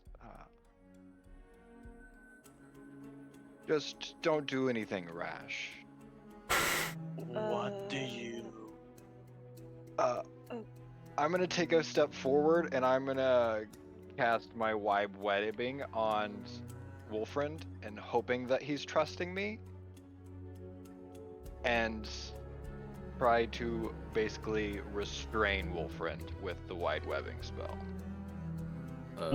What kind of save is that? A dexterity saving throw? Dexterity saving throw. I don't think you have to trust him at all because he cannot make this dex saving throw. There's no fucking way. What's the DC? 14. I do have a reasonable chance of making it.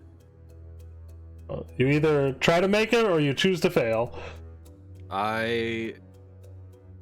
Well, I have asked you to trust me. I recognize that. I also think this might just be instinct at this point. So let's see what happens. Yeah, no, he That gets caught in your happens. sticking webbing. Like nope. As this happens, whoa. and I see that he's getting stuck, I pull out my Void Reaper, pointing it at Wolfriend, and look over at Riven, and I say, Corso dies today. But this is your fight, not ours. And Wolfriend will not try to stop. Oh. Oh What? yes. What is the meaning of this? What are you... This is between them, and show it will be between them. And I kind of like just tilt my head and look over at Mavra, and I say, not you either. Hmm. And I return to my seat with my axe on my lap. Riven, this is the only opportunity that you get. Oh, you don't have to tell me twice. Riven. Mavra. I can't talk you out of this, can I? Probably not. Be careful. Will do. As Riven just not grabs, but summons his halberd. Well, Corso. Are you gonna try and run away this time? Well, not really anywhere to run at this time.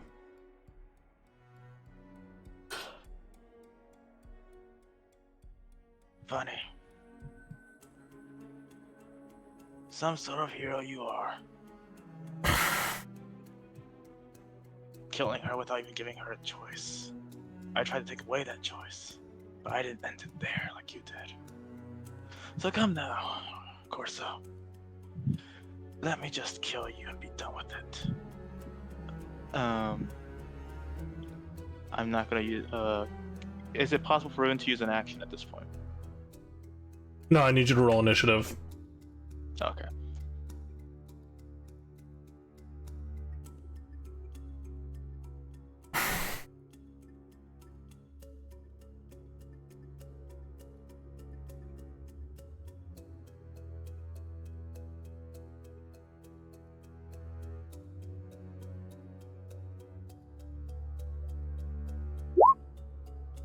Oops, I rolled twice. Did not mean to do that. Why did I roll 3 times? 3 times. It's 13. It's 13. The Okay. first number. We'll get this over here.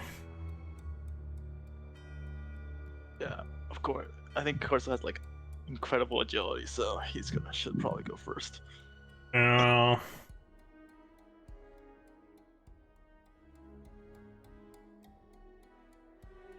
here.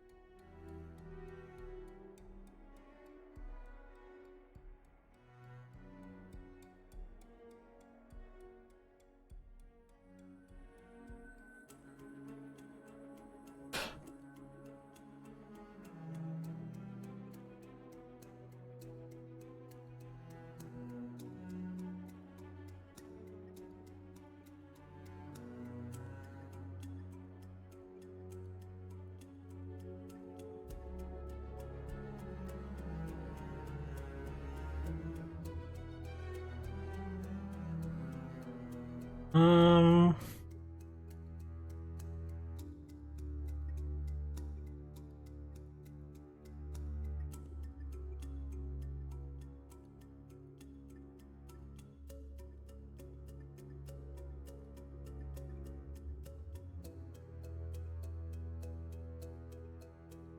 Okay. I did not have him clicked. There we go. It was 17. Alrighty. Sort. That right there.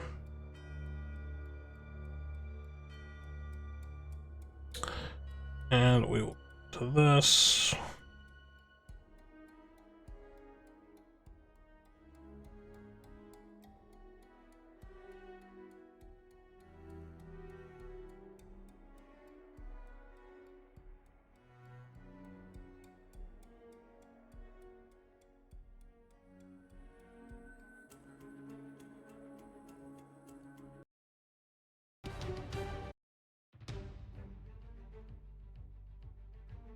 Alrighty.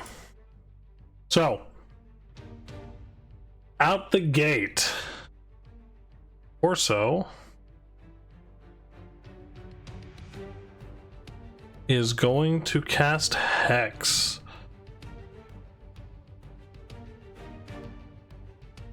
Of what level?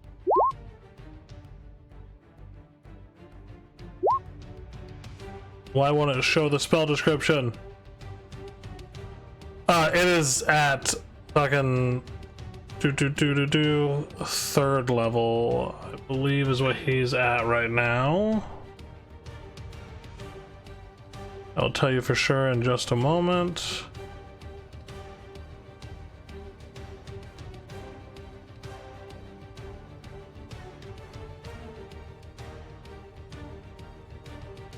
Yep, third level. All of his spells are at third level, actually.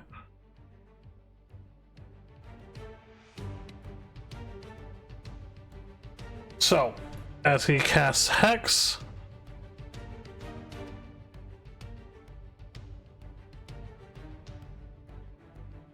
so you are going to be hexed. We'll put this for his hex. That is his bonus action, and then he is immediately going to cast Eldritch Blast.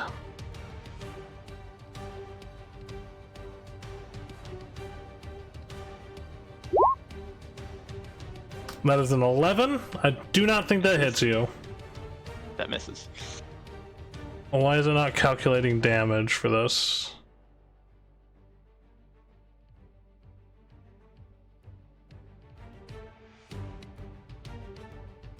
Oh, it's not adding any pluses for it. That's why. Oh, it's adding a proficiency, but it's not adding his charisma. Also, his constitution is fucking broken right now. I just realized that I was fucking muted and I was trying to say that too.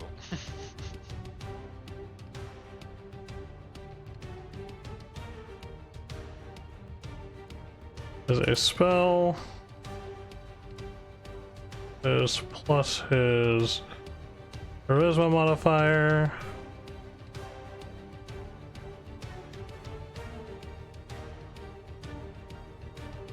But it should have. Why is it still doing that?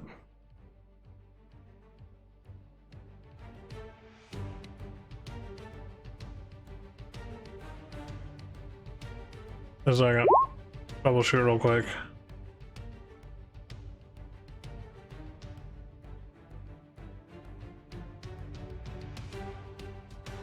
There we go. Now that's fixed. Let's get rid of this +5 now. Oh, actually.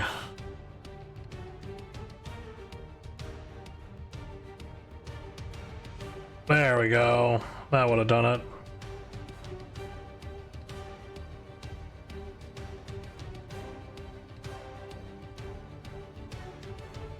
Anyway, that's fine. Well, it would have been +5. Does a 17 hit you? In total? Yep. No. Misses. Alright. Second Eldritch Blast would be a 12. Misses. So 2 Eldritch Blasts fly past you into the trees. It is now... he is going to back up over here. It is now your turn, Riven. 5, 10, 15, 20. 5. He's gonna move right here in range of his halberd. Okay.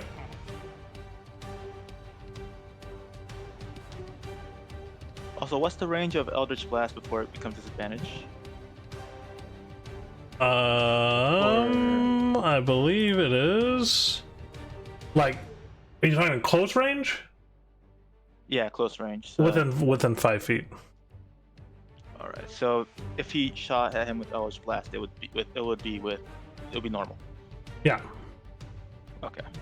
As for an action, he's going to cast Armor Agathis. Okay. Or as your bonus action, you mean? As an Armor Agathis is an action, sadly. I wish it was a bonus action. Okay, cool. It's at 3rd level. Alrighty. So it'll be 15 hit points, I think. Yep.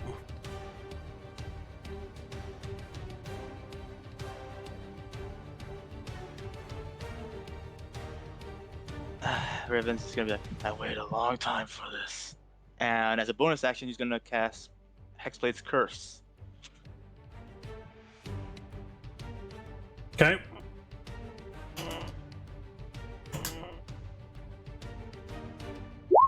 Fix that. That did fix that. Okay. Just a reminder in case I forget to. If he rolls a 19 or something. Alrighty.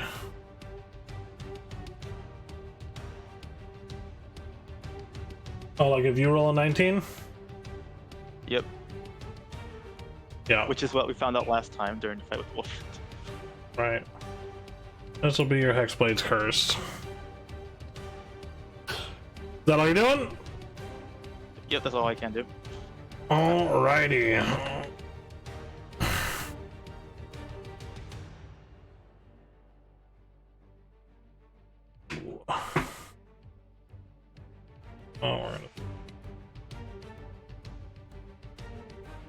Alright, at that point in time, you are about to remember how dangerous Corso can be. Yep.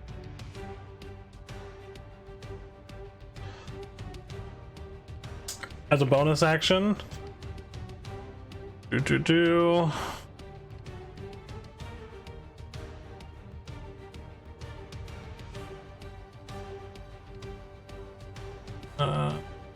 Corso sheet.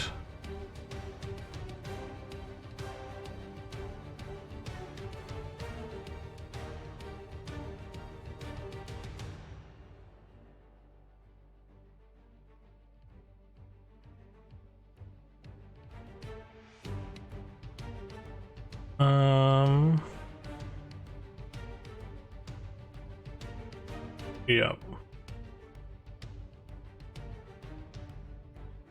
Round 1 KO.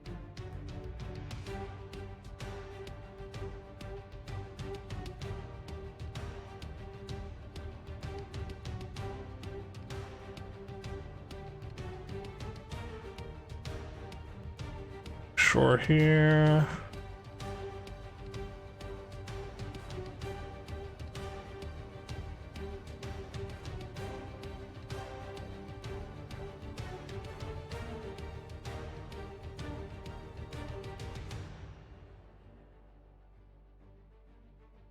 Yeah.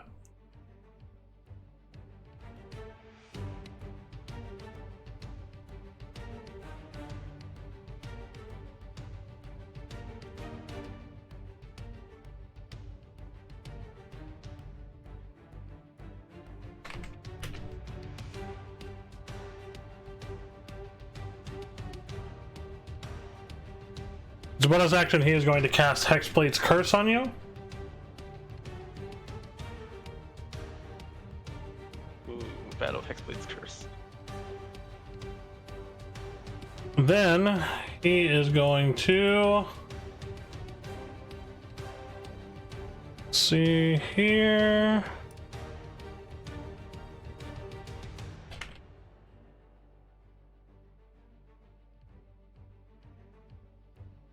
Put that up. There we go.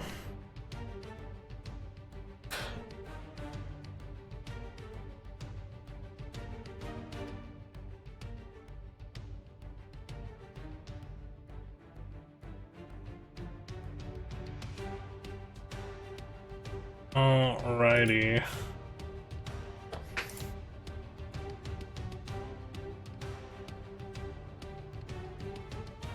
I need you to make a... No, he won't do that. He's just going to attack. He pulls out a rapier and a dagger, and he is going to attack you with his rapier.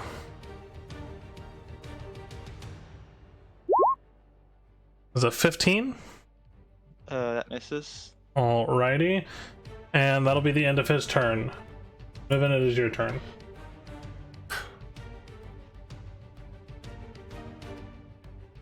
That should not be that.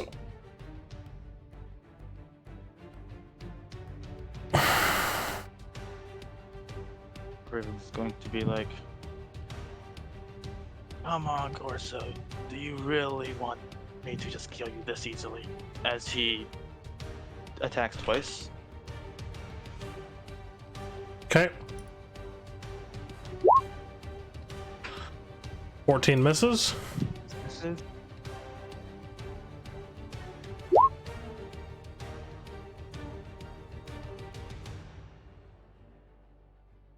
Alrighty, 16 misses. Yep, and he's gonna try him with the butt of his halberd. Okay. 11 misses. So he is 11 misses, tactfully yeah. dodging all of your attacks. At that point, are you doing anything else? Nope. Okay. As a bonus action, you hear him whisper something under his breath as he says, "Envelop me, shadows." And as he says this, you see his rapier begin to become enveloped by wispy dark shadows as he makes an attack against you. There's a 32. 32. Also, while he did attack, Riven's going to cast Necrotic Rebuke on him. Okay, so yep, you can go ahead and roll the damage for that. With this, I'll go ahead and roll damage for it. That's 10 hex / necrotic damage, 12 piercing, and then an 8 additional necrotic damage. That's 18, 20, 30 points of damage. 30, right? Yep. First. Are you let me- resistant to necrotic damage? I wish. I don't think so. I don't think it gives me a resistance to no. Okay. Okay, Necrotic Rebuke needs a DC 14. Okay, DC 14, what, Constitution saving throw? Let me double check. Don't want to give the wrong one. It's Dexterity, which he should pass. Yeah, passed. So he gets half, I think. Okay.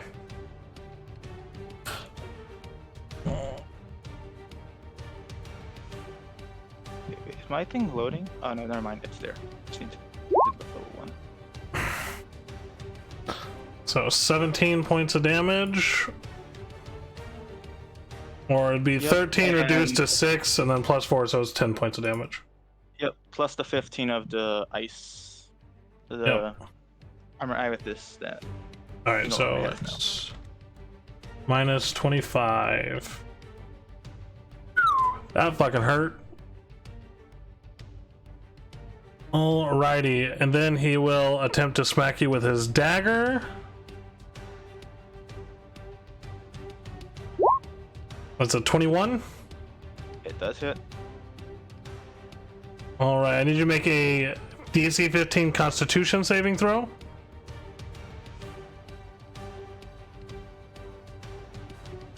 DC what? 15. Yep, Constitution saving throw. 20. So you do not take the poison damage. So you don't take the poison Lucky for me. damage. But you take 19 points of damage otherwise.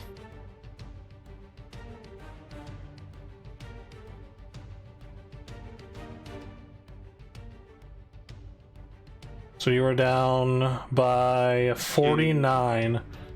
Yep, I have 18 now. Okay. Because of the armor of Agathis. Yep. Saved me. That'll be the end of his turn. It is your turn.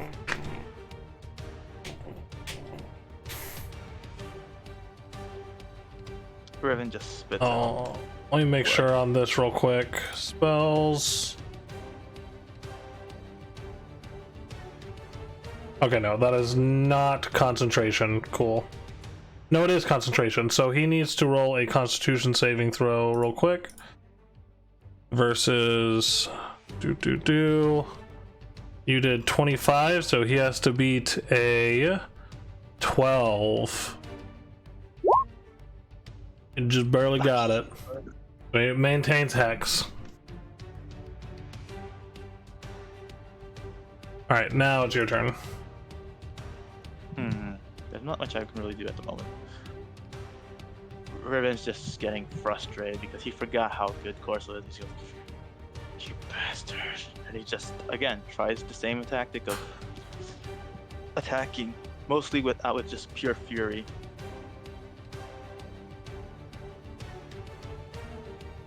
I'm gonna be honest, Riven, I thought you were better than this by now. Man, you must really depend on your friends over there to keep you afloat. 28 definitely fucking hits.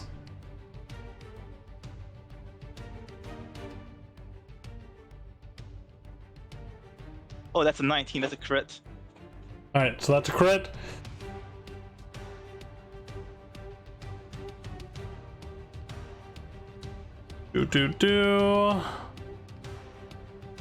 So I'm guessing I can roll damage now. And it'll be.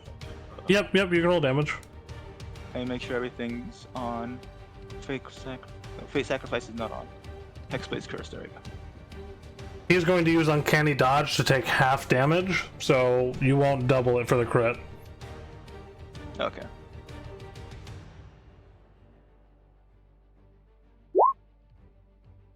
So 15, 16, 17, 18 points of damage.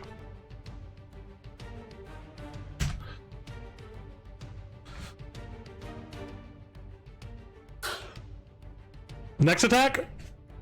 Does he roll the concentration before or Oh, after? yeah, no, yeah, he'll roll it now. So that's 18, so he has to beat a 10.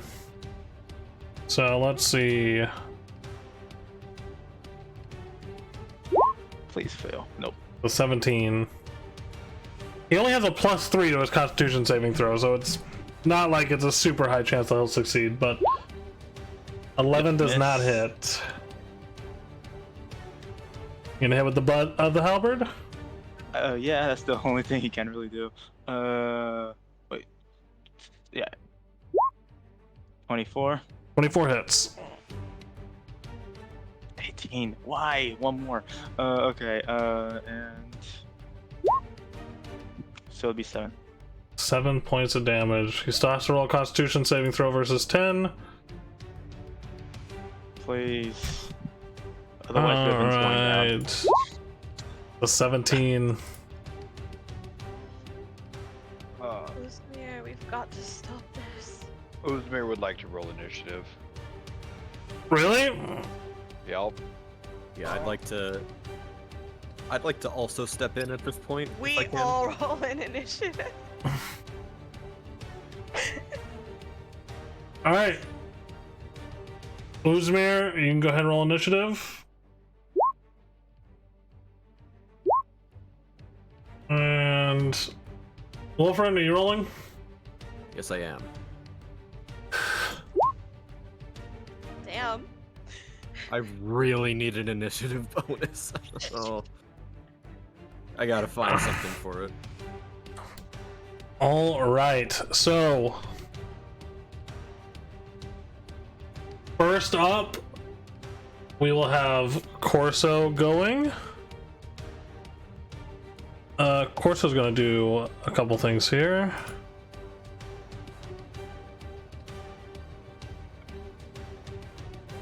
First, he is going to. Be surprised because he wasn't expecting for us to step in. Well, you guys aren't stepping until after his turn. Also,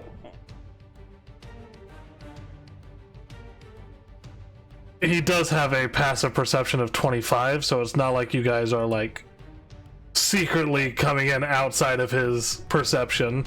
I have had my axe already pulled this whole time. Yeah. So he's already expecting you to hit him with it. No, because I was blocking Wolfrind, so he was totally not. He was expecting me to stop Wolfrind if Wolfrind broke free. Alrighty. That's fine. I guess we will do this.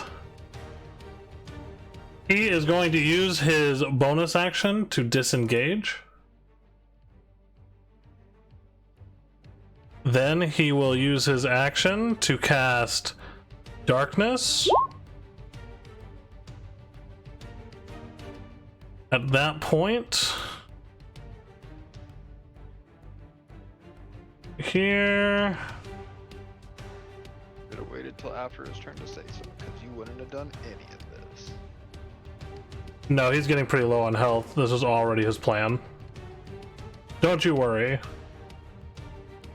So that means he loses Hex. Because Darkness is concentration. 15-foot radius.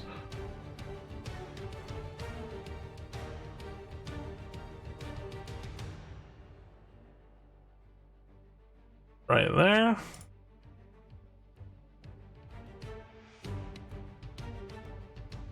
All right.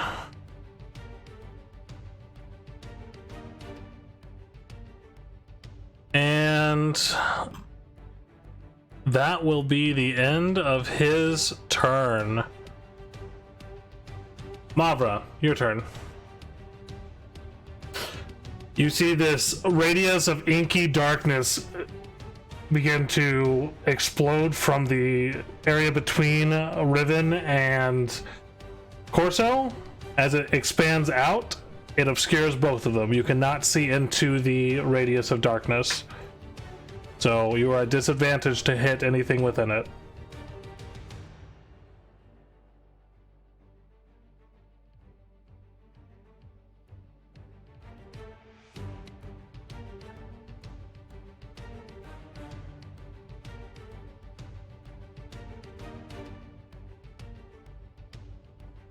Oh yeah, we need to take player, map player. And you are no longer... Oh no, you still have hex place cards, you just don't have hex on you. Yep. I will make sure to turn hex off. There we go.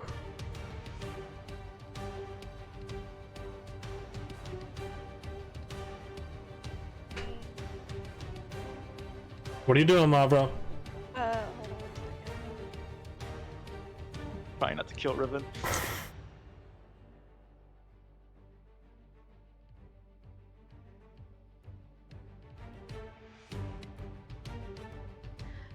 Okay,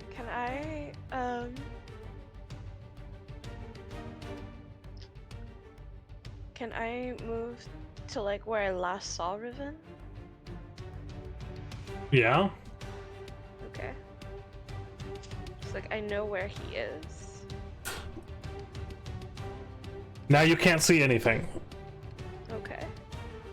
You do feel someone beside you, though. Okay, so if I feel him beside me, I'm going to step kind of, like in front of him, but I can't tell where he is, so I just move up. Okay.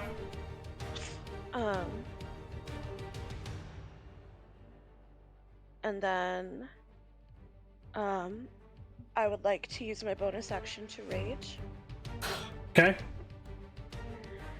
and, when I rage, I get Storm Aura.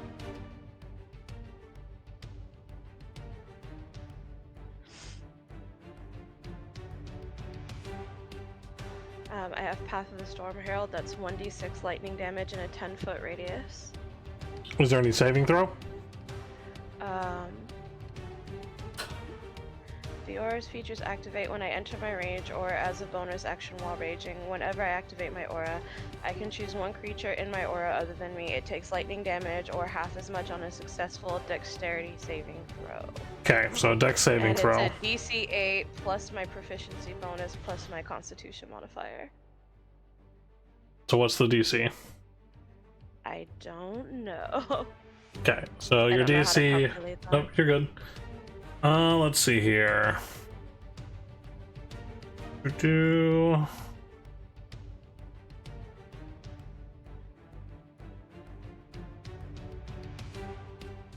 Your spell save DC is 12. Okay. Alrighty. We'll make a dexterity saving throw. That is a 30. He has evasion, which means he takes 0 damage on a success. Oof. So your lightning aura goes off. Maybe it hit somebody. You doing anything else?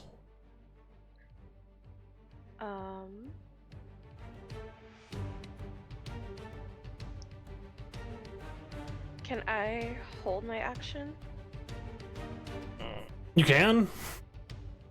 I would like to knock an arrow and hold my action, and if he attacks Riven again, I am going to shoot at him in his general direction that I last saw him. Okay. 10-4. Leave him alone. Riven, what are you doing?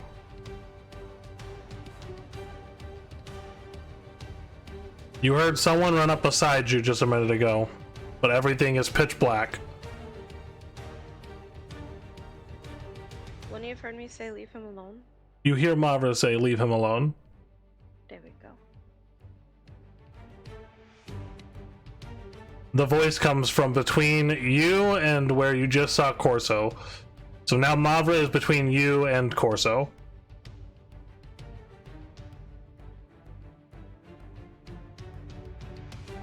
Okay.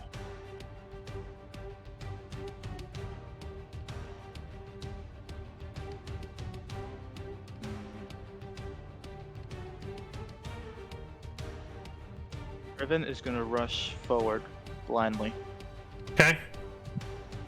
as he's trying his best to keep our presence in front of him.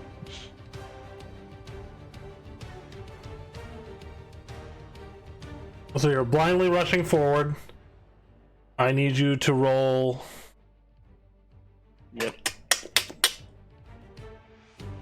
we'll say roll either athletics or acrobatics. Right.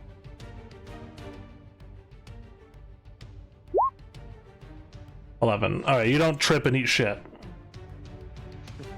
Woohoo!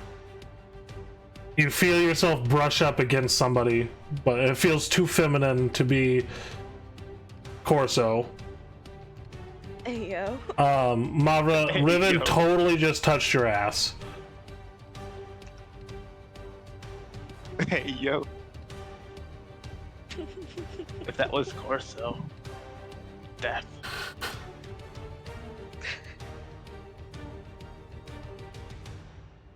Doing anything else, Riven? He's going. I have to play by my character.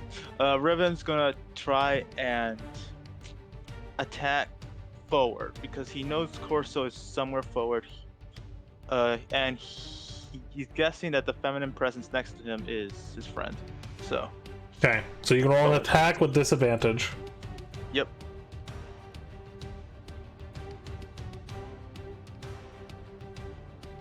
What could possibly go wrong?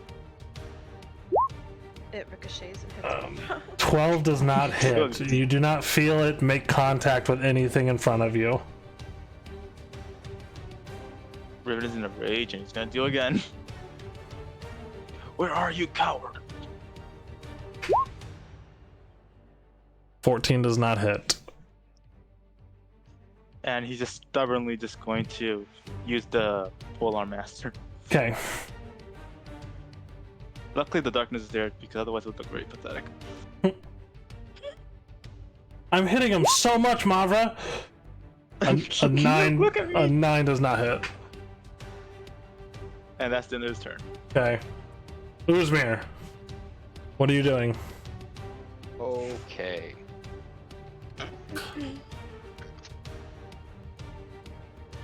Give me just a second. I've been reading through multiple things all at once. Question.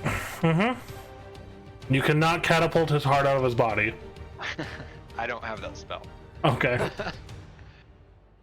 Per the Void Reaper, it says, once per round, the wielder can channel the Void's power, allowing the axe to tear through space itself. This rift opening strike enables the wielder to hit a creature within 60 feet, even if they are ethereal or incorporeal with tangible force.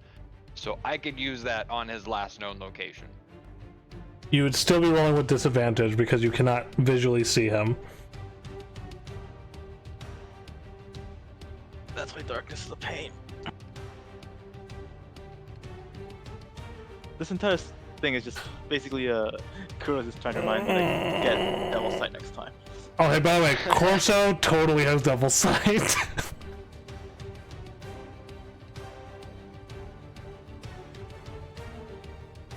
Makes sense. Makes sense. I'm just showing Riven how to build a warlock properly.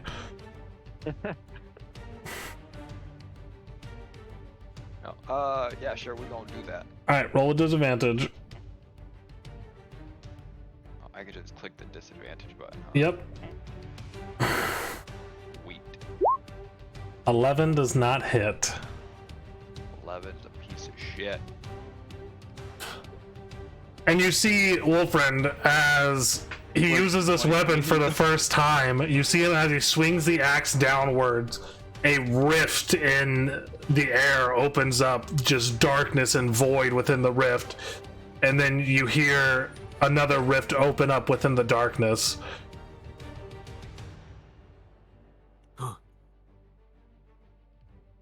Neat trick. It's my turn. Nope. Oh. You just wait your turn. You lay there in the snow with web all over you. He's not prone. He's just stuck. I can see past this tree.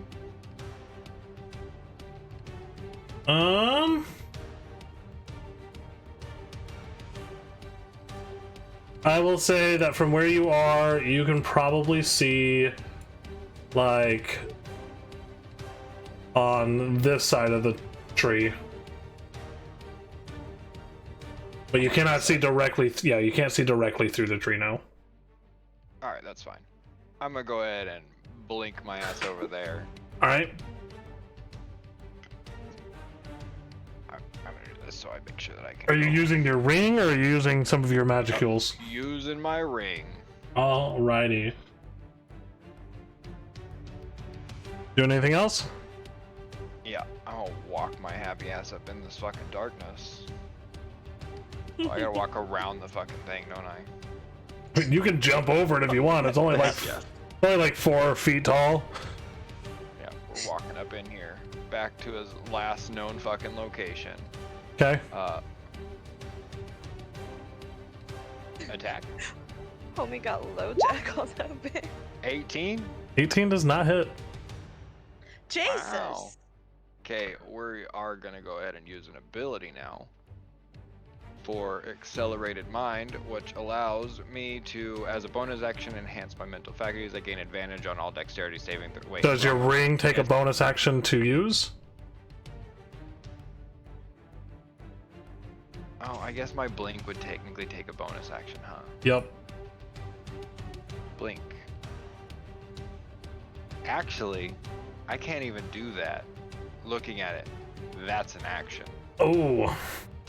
Glad we looked at that. We just gonna be walking up here. Okay. I'm good here. Okay. We'll go here. No, over here. Oh, Wolfriend, you are bound by webbing and technically immobilized. You The gotta make wording a on minute. that is restrained, correct? Restrained, yes. Misty step. Or- Misty step? Misty step. Alright. You Misty step out of the webbing. Oh, Misty step. Can I Misty step to like here, like in the air above the road a bit, over the wagon? Sure, so the wagon, where it sits, is about probably 8 feet at its crest, 8 to 9 feet at its crest, so you're going to be like 9 feet above the ground when you appear.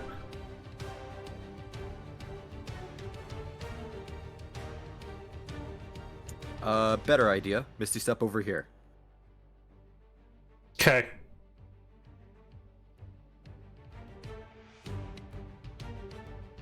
Alright, and I still got my movement. Am I able to vault this wall, or do I have to go around? It's like a 4-foot wall. You can step over it, most likely. Yeah, I'll just... And... This tree, can I... move past it? You can move past it. I mean, it'll touch you. Through it, rather? Oh, no, you cannot move through it. That is a solid ass tree. Where on the tree are you wanting to move through it? Like, through here? Yeah, you can move through there. Those are just the branches and stuff. They're gonna touch you. Yeah. If you don't want the tree to touch That's you, fine. then no. Is the tree touching me gonna be a problem? I don't know. I guess we'll find out. Freeze a mimic. You're fucked. Move, I think I have... Yeah, I've got 20 feet of movement, so... Move here. Okay. And... we wait. Are you holding an action or anything? No held action. Okay. Corso.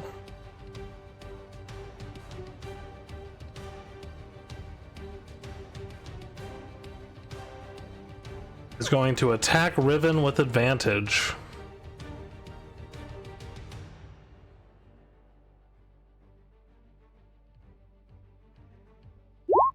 Was a 32.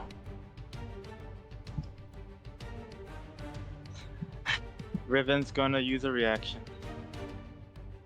Okay. You doing your same thing? Yeah, because no way can you shield, because shield only increases a certain amount, and 32 is impossible for him. So yeah, rebuke. Alright.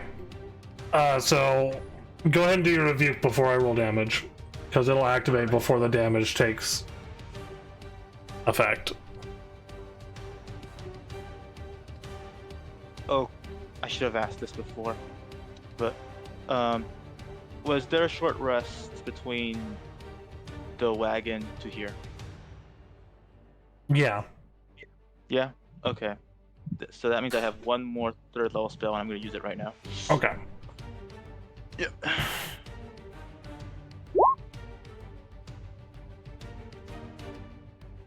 Alright, so he needs to make a Constitution saving throw. 21. So he takes It was half. Constitution saving. So he's gonna take half damage, so that's 9. Oh wait, 19 plus 4 is 23. So 11 points from there, and then 3 from the hex, so he takes 14 points of damage.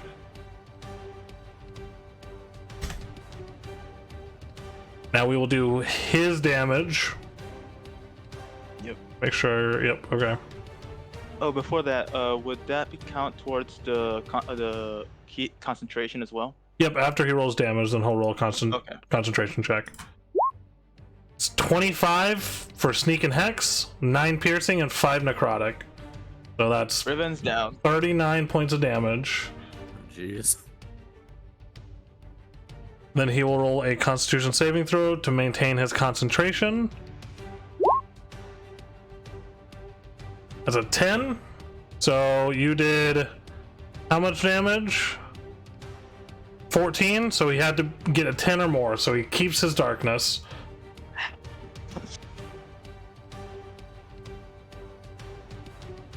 Mavra, you hear a weapon swing through the air, hit flesh, and then you feel a body drop next to you. So you are holding your action, so you can fire off your arrow with disadvantage. Okay. Did he take the full necrotic damage? What's up? From the rebuke, did he take the full necrotic damage?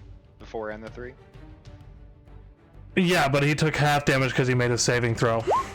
So half the necrotic also? Yep. The necrotic, the 4 necrotic at the top is for the higher level spellcasting, so that puts the full necrotic damage for the rebuke itself at 23, which reduces it to 11 because he's saved. Plus 3 is 14. Yeah, no, I was just curious about that higher level casting 4, so. Yep. 19 hits.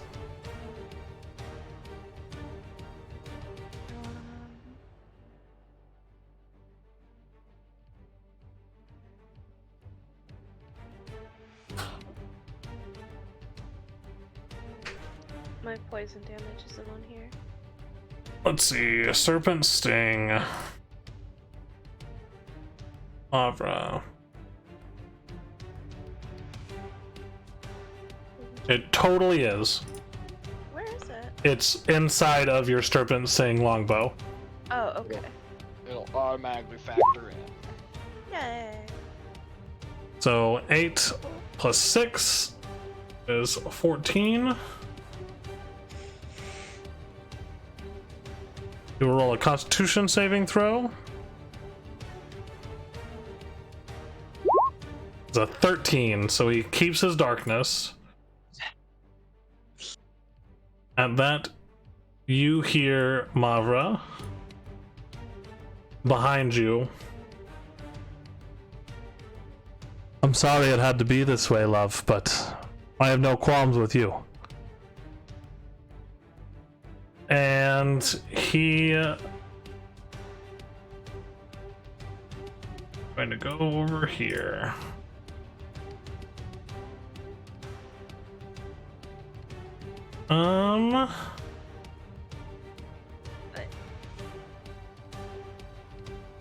Well, that'll be, let's see. Wait,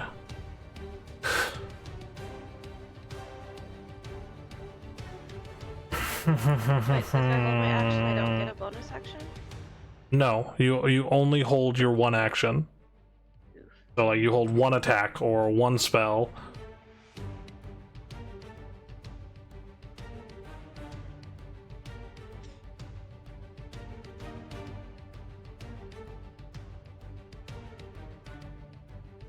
is going to use his bonus action.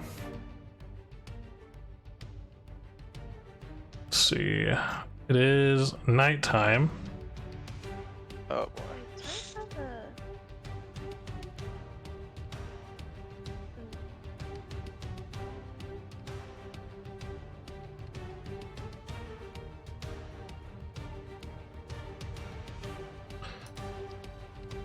Oh lord. Is that concentration? Please let it be so. It is concentration. Okay.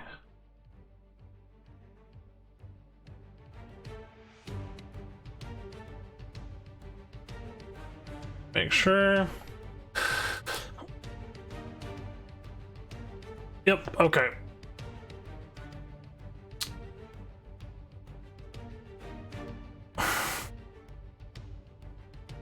The darkness drops.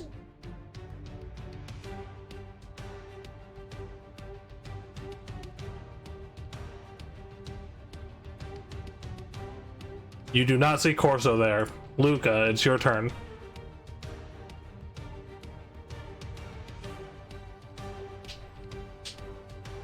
Wait, it's whose turn? Yours, Mavra.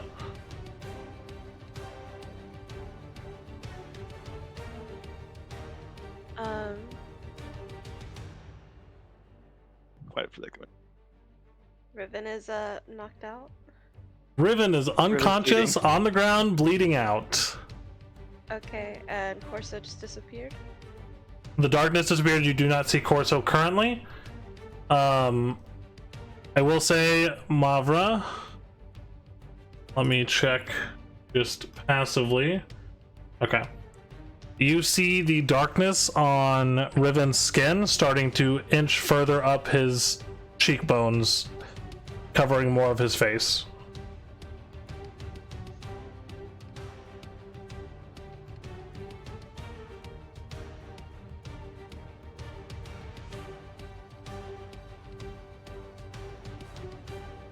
Goddamn it, I'm going to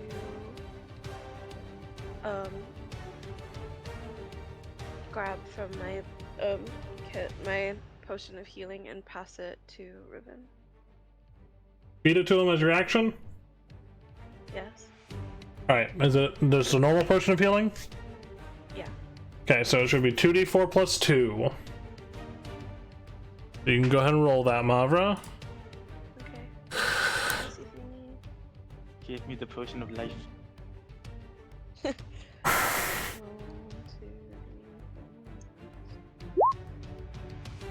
Oh, would you look at that? Nice. Damn. Live. You get 10 hit points back, Riven. Yay, 1/4 of my hit points are back.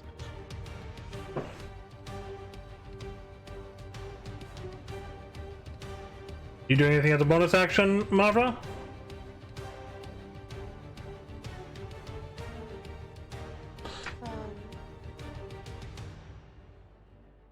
Since I don't know where he is, I'm going to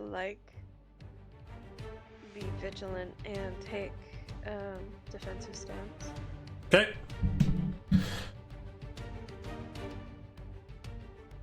Riven, you are now awake on the ground, still heavily wounded. Corso is nowhere in sight.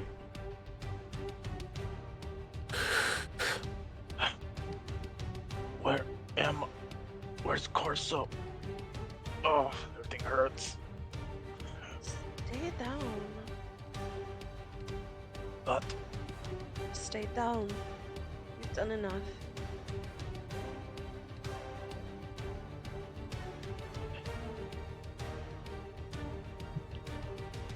Riven's going to go into his pack and take a potion. Okay. Let me just double check.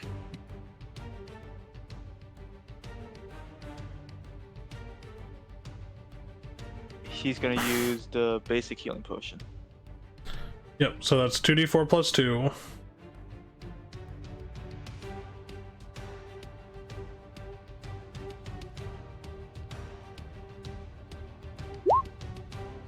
You get 7 Wait. more hit points.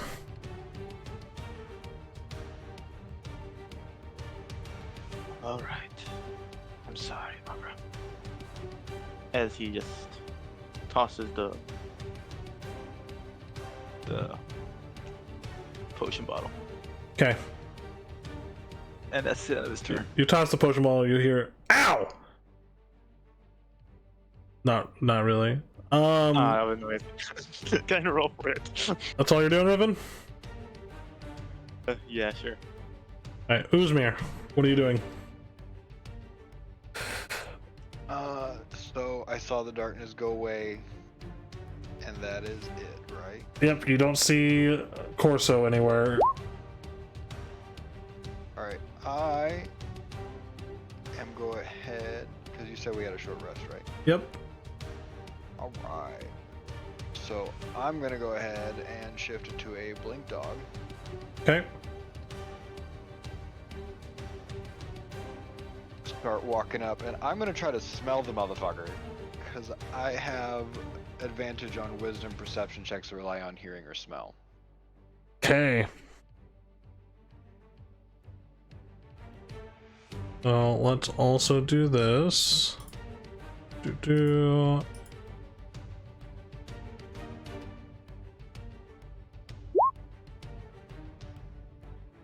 Okay, I now have the number that you have to beat. 26. You do not smell them. Isn't that 20? You didn't have an at 20. I mean, I rolled a fucking 17 plus 9. So He it's already ridiculous. rolled a 17 plus 16.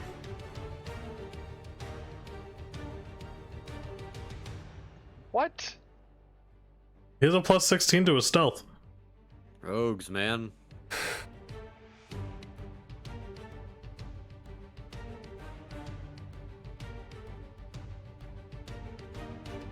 That's it. Okay. Wolfriend. I am scanning the ground for footprints. Okay. Roll a perception check. It's worth a shot. That's a 9. You do not see any footprints other than the ones left behind from the battle that just ensued.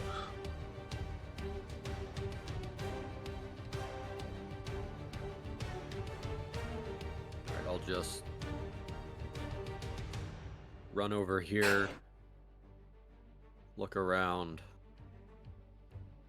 and just keep looking, I guess.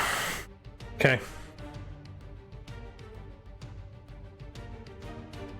That's my turn. Okay. That would be Corso. Mavra, what are you doing?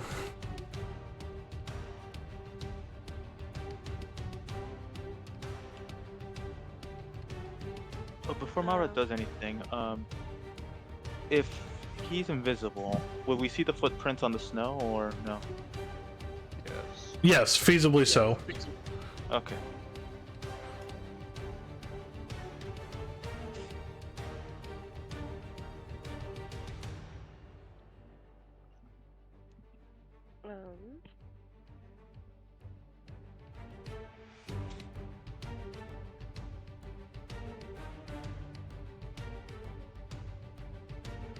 Sorry, I'm trying to see what else I have in my bag. Mm-hmm. Poison to kill Riven with.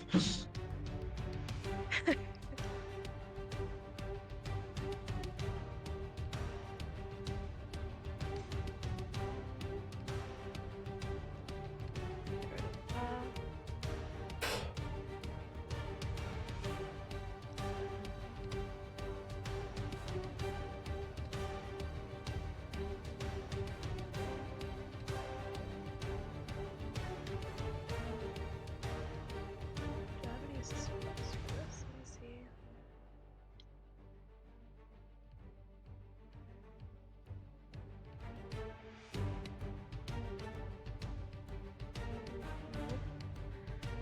Nope.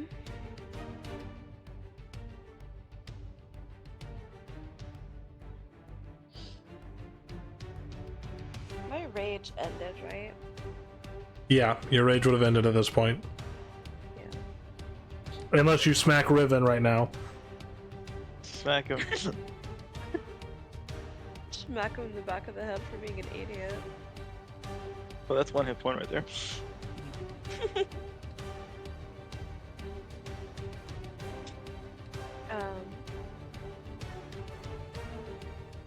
Damn, I wish I had that stupid spell so bad. Which one? The one where you can summon like spikes and stuff in the ground. Oh yeah. Like vines. Yeah, River's ability.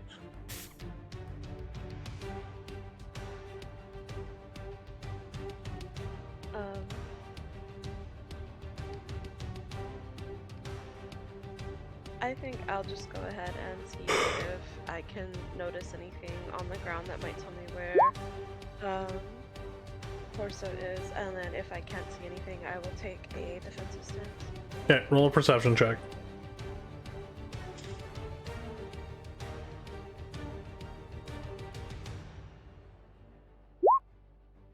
Damn, Don't see anything. blind as fuck. You- So I'll take a defensive stance. Like, I don't see anything, but I'm not letting my guard down. You think Riven's Corso? Shut up. Alright. Riven, are you doing anything? I mean, if Riven does anything, Mavra's gonna hit him. So, Riven knows better.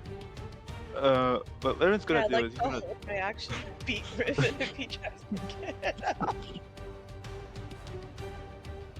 Riven's gonna see. Well, she's gonna try and guess where he was stabbed at, Huh? and see if there are any footprints around. Roll a perception check. One of his many incredible qualities. Can I have investigation? Okay, I'm joking. Perception. Oh wait, I accidentally rolled with disadvantage. Oops. Really? Well, 16. Yeah, it's fine. Have the highest perception. Yeah. Perceptive as fuck. There are footprints all around you in the snow from where you and Corso were fighting, differentiating them from when the fight started and when the darkness disappeared is very difficult to do. But yes, there are footprints all around you. That bastard. I mean, of course, nothing. I'm not doing anything. I'm not planning on doing anything. Just sitting here. Minding my business. And then it's gonna end his action there. Okay. Uzmir.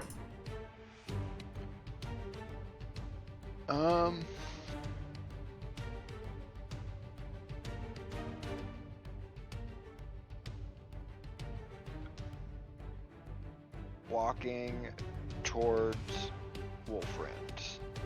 Okay. Melon. Roll a perception check.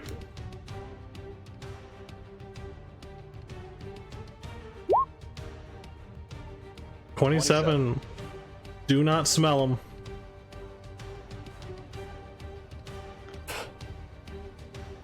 He's got that unscented deodorant. I feel like this is not correct. What do you mean? I don't feel like stealth should hide smell. Totally does.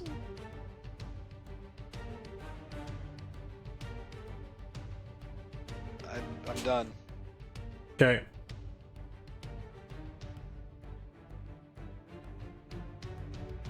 I will say this, if stealth doesn't hide smell, then Riven should have disadvantage on stealth at all times. Should I take one for the team? Wolfriend, are you doing anything? I'm scanning for footprints again, if I can. Yep, roll a perception check. 22. 22. Other than the footprints from the battle that recently went on. You do not see anything additional, like trailing off away from the battlefield.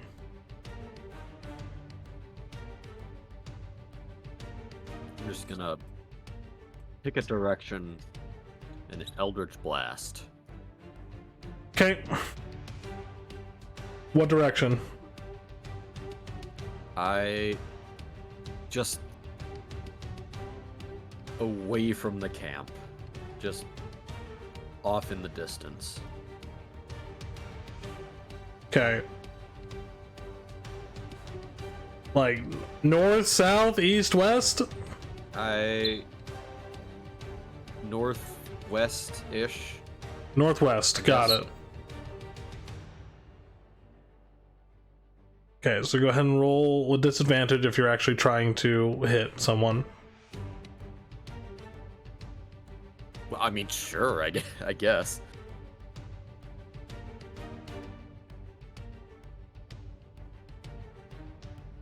Eldritch Blast. It's an 11. Fire it off. Flies off into the distance. Doesn't seem to make contact with anyone or anything. I get 2. Yep. That's 12. Well, same thing.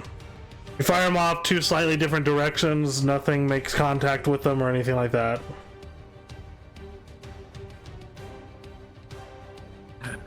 I'll just sigh and start walking back to camp.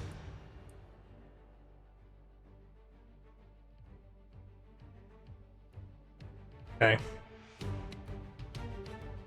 I'm gonna laugh if he's just standing there throughout this entire thing.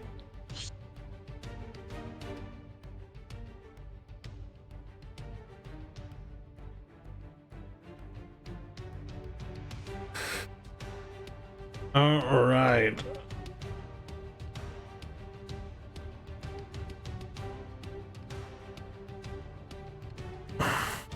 Corso.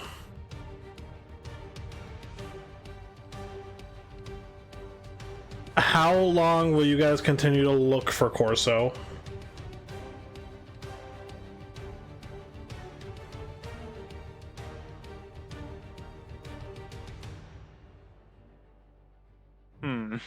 I will say this, at this point in time, you guys can start acting outside of combat. I mean, I'll just make circles around camp looking for footprints leading off to nowhere, I guess. Out of character, I would like to say Horton here's a bitch-ass liar. In character? What?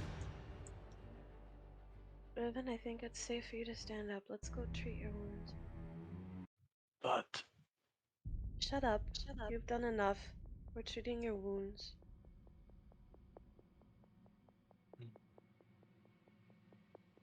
I'm gonna Riven grab him stands by up. both of his grab him by both of his wrists and haul his ass to camp. Okay.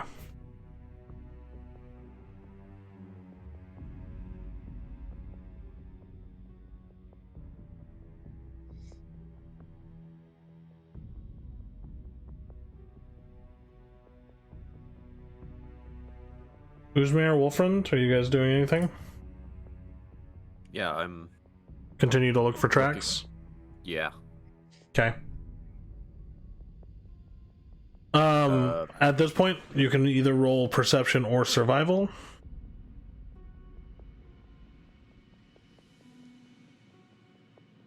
Try to find any tracks.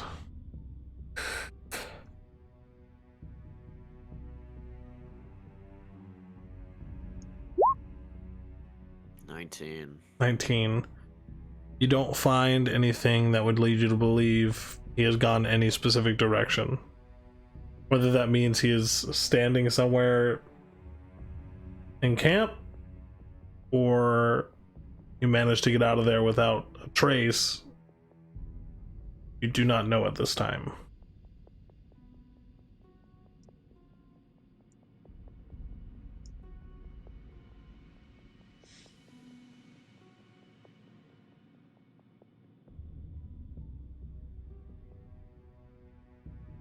Well, I guess After looking a bit, I'll just come back to camp.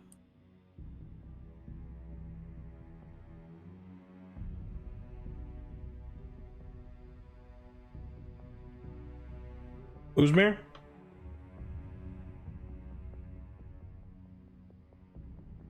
Nothing right now. Okay.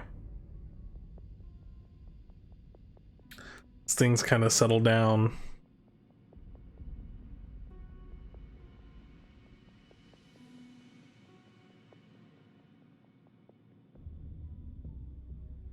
Kavra begins pulling out some cooking utensils and stuff and begins cooking some food.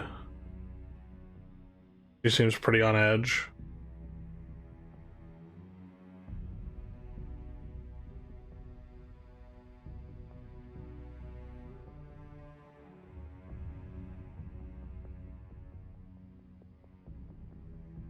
You guys have the night to yourselves. Or so we believe.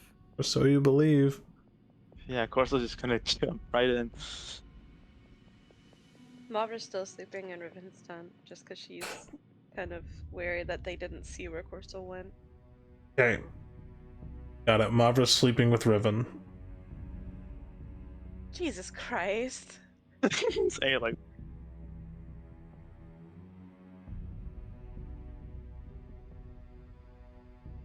She takes 10 points of necrotic damage.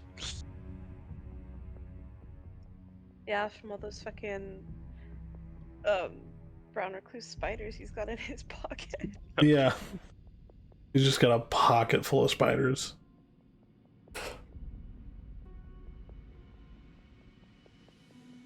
I mean, technically he does, because that's how he uses the spider climb spell.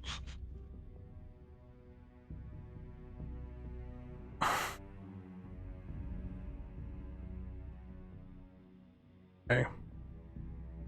You all sit around the fire. The moon climbs higher in the sky. Probably around 11 o'clock at night.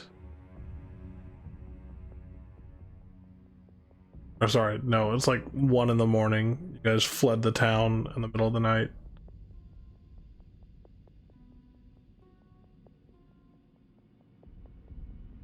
Oh yeah, watch.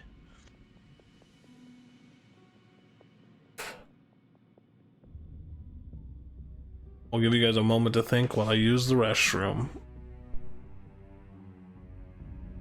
Yep. Well, we have to take watch now. Yep. DM's doing the pee dance. The BB dance.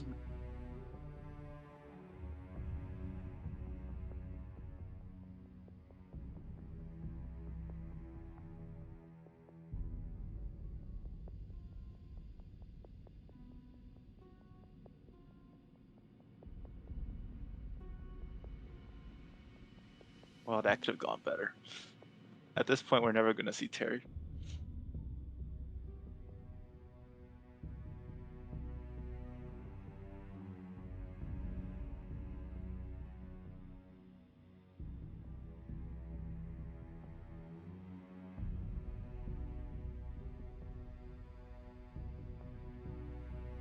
But yeah, like how we're gonna divide the watch would be like Wolfriend, Usmir, and then Yeah, I'll keep watch first.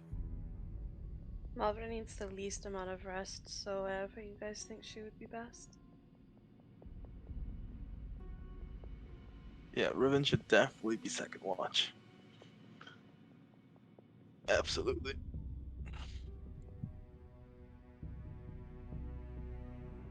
Not like he's gonna go looking for him or anything.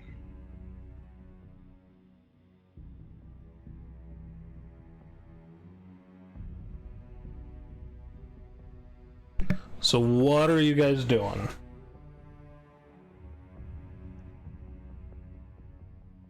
Guess setting watch. As food is being passed out, is there anything you guys are trying to accomplish tonight before going to bed?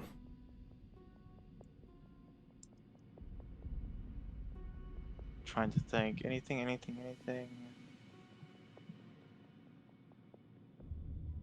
Not really. Riven's just gonna be a bit more sullen and more. Well, clearly there's something bothering him, as he's just like more quiet than usual, as he just simply eats.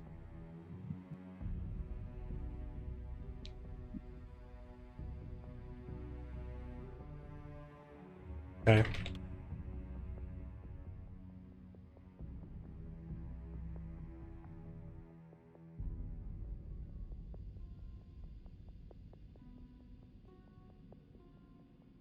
Yeah, there's not much he can do.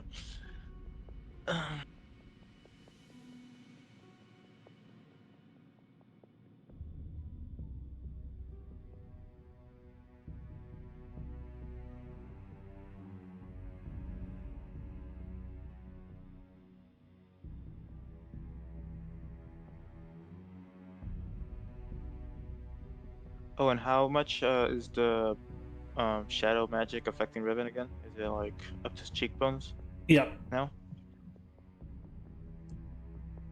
And does his like lower lip or anything, his chin feel any different, or is it just You know, it's climbed up on your chin. It hasn't reached like your lips. It hasn't like completely succumbed over your face or enveloped your face, but it is climbing ever so slightly.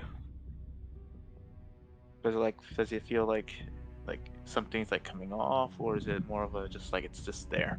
It's just there. Okay.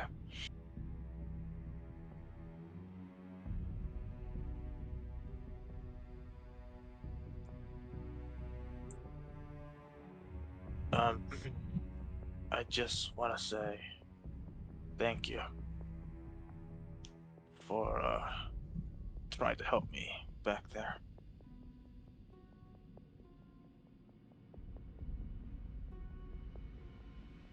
We've always I know got it your was back. selfish. Well, I know you have my back, Barbara. We've been here for how long? I'm just grateful that you both, Usmir and Wolfren, were also had my back too. You've a lot to answer for. You wouldn't do for you to die before you can do so. I do. But what's the point now? I had all that power. And for what? It's probably even killing me at this point. And I still can't manage to beat him one-on-one.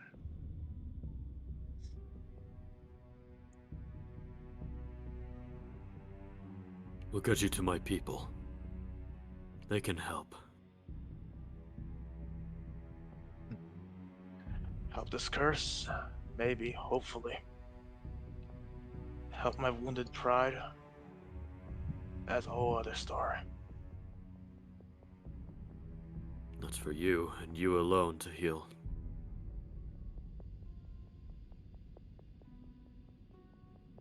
I know it's a weird question, but am I helpful?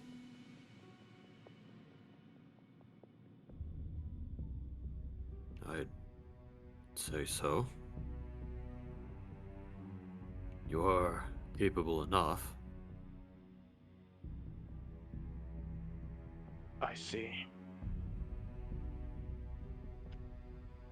Riven's hand just turns into a fist and just clenches and unclenches.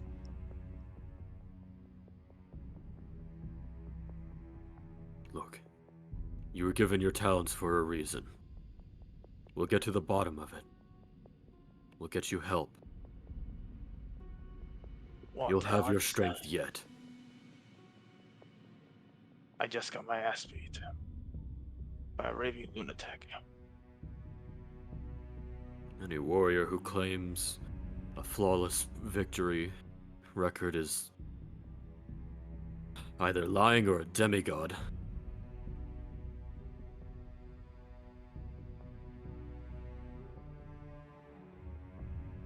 I just want to be useful. I just wanted enough power to protect those I care about.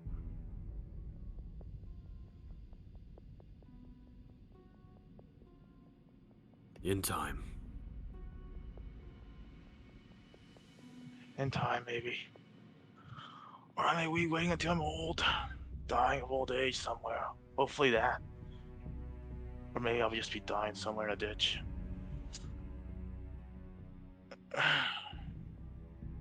Awful I could be waste that waiting a would long be. time. Yeah, it would be. But sometimes we just don't decide when or how we die.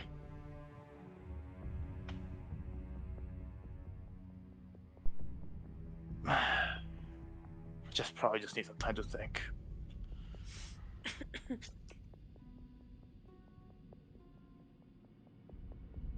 Our objective remains the same. We get to Elmakath. We get the sword situated. We figure out a way to help Riven. And then... well, let's just focus on the problems we have before us first. Right. Like the mark Yes. that the blade has given us.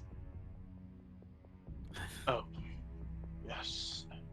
I fear the closer we get to Almakath, the less in my right mind I'm going to be. That is true. The blade did take control of her after all. It did, but it has a mission in Almakath.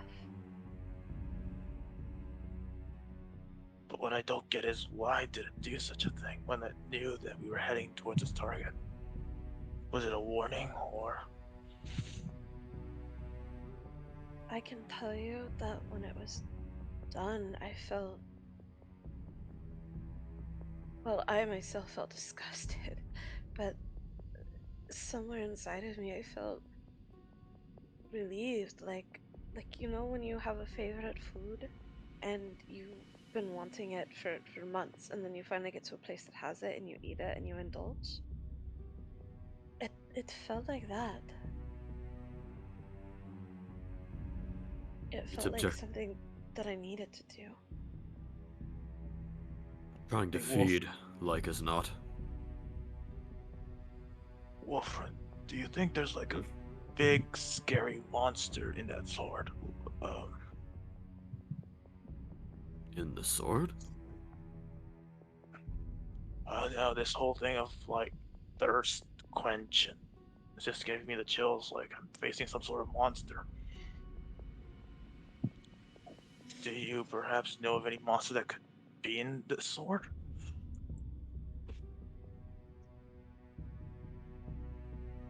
Some souls can be monstrous. Other than that, I cannot say for certain.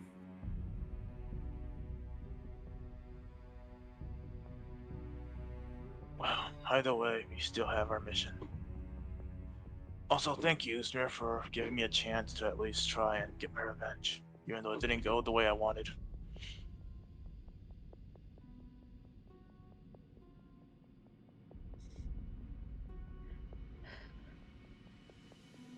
This sword has one goal, and it's to become whole. But why, though? That's what I just don't understand. It must have been something else. Maybe it's a key of some sort. I'm Uh, wondering, I'm wondering, honestly, if the specific people that it wants me to kill are like keys, and every time I kill one of them, if it unlocks whatever has bound whoever to this blade. well, at least I want to It's, kill Van. hmm, I mean, I would kill him for free if I had a contract on him. That's how much of a shitty reputation he has.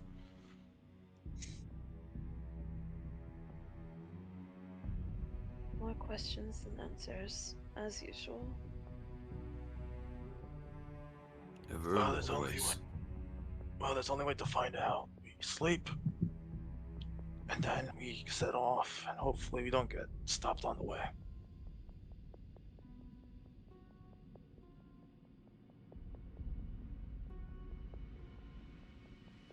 So, should I take first watch?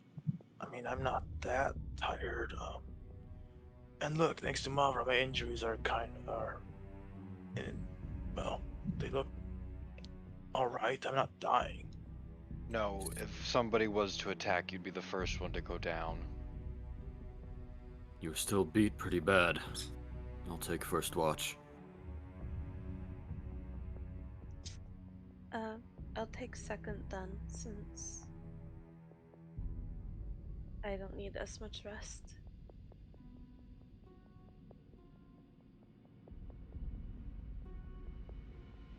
Then do I get third? No, you get to sleep. All right.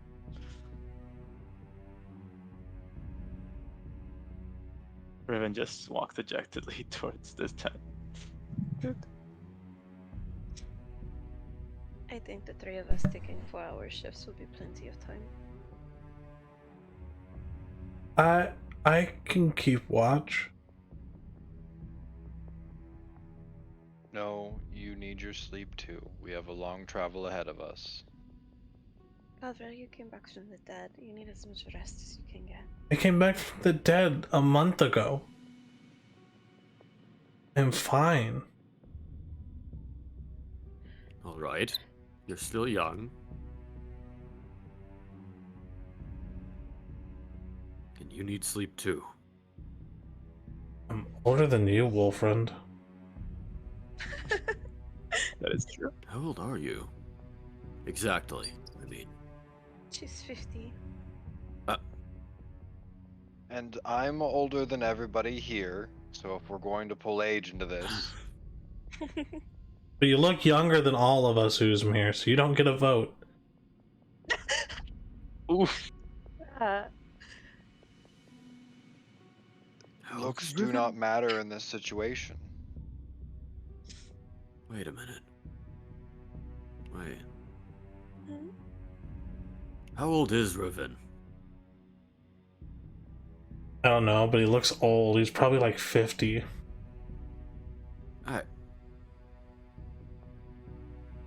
He's not old, Kavra. He's just 30. Dirty old man.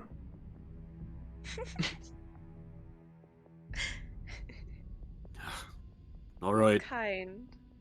beds. You. All of you. I have an idea. Hmm? Kavra, why don't you take first watch with Wolfriend, and you can watch what he does, since it would be your first time, okay? Fine. I'm fully capable of doing it myself. Of that I have no doubt. I'm going to kiss the top of her head. But still, take some pointers.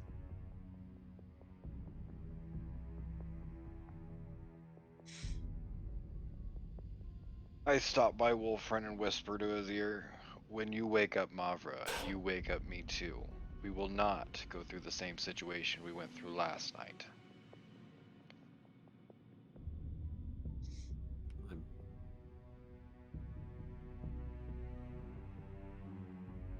I just nod a little bit.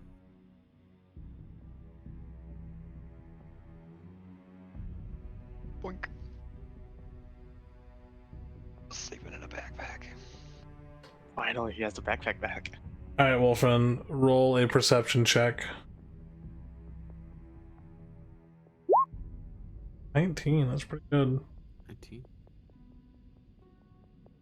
As you keep watch, it's so quiet that it's eerie.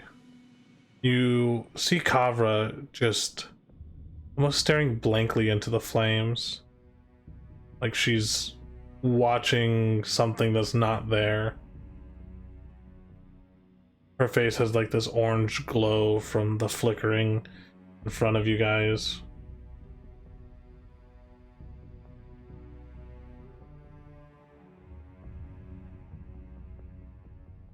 I'll just let her dissociate in peace, I guess.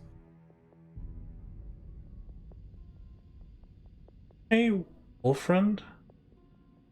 Hmm? Why do you do what you do? What do you mean? Like, why do you run around the country and kill and murder and all that kind of stuff?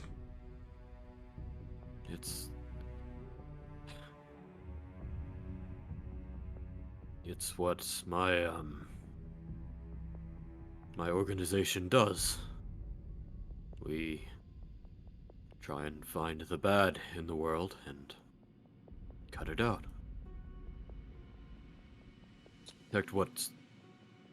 Protect all that's good. Or that's what we try to, anyways. So you kill the bad guys? Mm-hmm. We dirty our hands so others don't have to. Doesn't that make you just as bad as them? In a way, it does.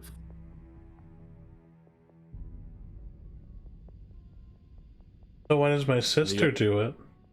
She doesn't belong to your organization. Does she kill people for fun? No, of course not. And no one in my order kills for fun either. We do it because doing so protects more lives than the one we lose by, well, you know. There was members of your organization in Melja, but a lot of my people still died. They were good people. They were. And we failed.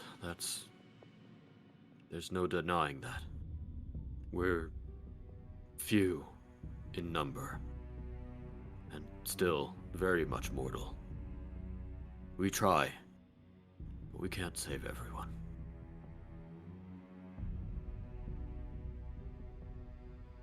And then back in Melja, Riven killed that errand boy who was bringing stuff to the priest. Why did he have to die? He didn't. And he'll answer for that in his own way.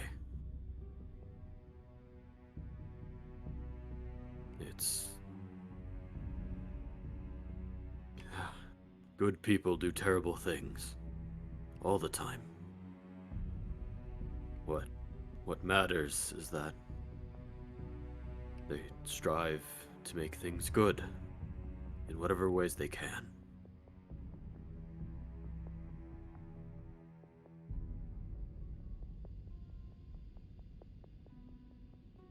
No one is beyond redemption if they so seek it. Sometimes it just seems... Well... No, never mind. Do you... No, Go on. I'd like to hear it, if it's all the same. Well, I've been with you guys for a little over a month now. Mm-hmm. And it seems like most of what you guys do is come up with reasons for why it's okay you guys are killing people, instead of trying to come up with solutions to not have to kill people. It's not very often that you guys stop and think about maybe bringing someone to a town guard or anything like that. It's just straight to the point of killing them. What's the point of having authorities if we're not going to use the benefit that they provide? Well, there's a thing about authorities. They're very often susceptible to influence from those with ulterior motives. Someone with enough money could get someone who's committed terrible crimes out of punishment completely, just because there is money paid. Hmm. If we take matters into our own hands, we don't have to worry about that.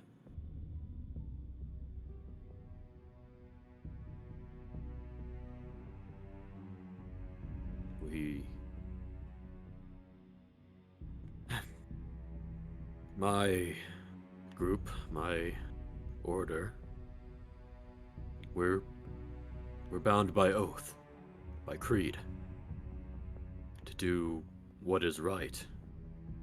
Or best we can, anyways. We don't have to worry about some noble with a dragon's hoard of wealth releasing terrible people just because they would serve his interests in some way. We're beyond that.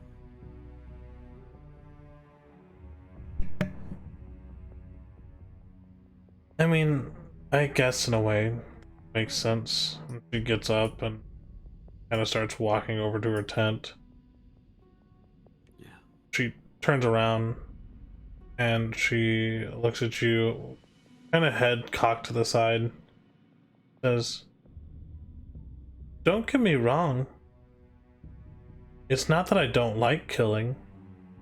I was just confused as to why you all think you're so good when you kill so much." And then she just walks into her tent. Oh no. Jesus. Just taken a little bit aback by that. Just a little? She seemed utterly emotionless throughout that entire interaction. That was the sword talking. Like, remember how carefree and childlike she was before when you went shopping? Yep.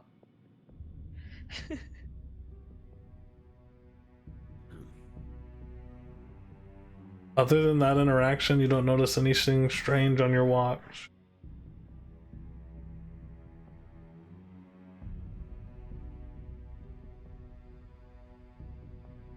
Well, I'll go nudge Uzmir awake, and then Mavra. Yeah, watch time.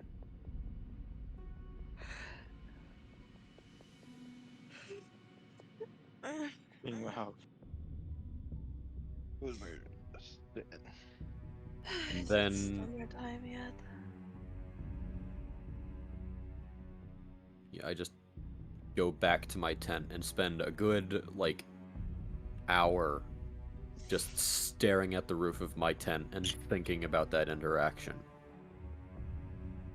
Okay.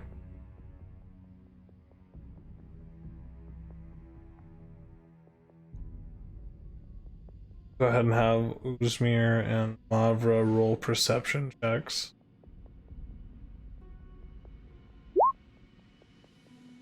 Oh yeah, I haven't been yelled already. Oopsies.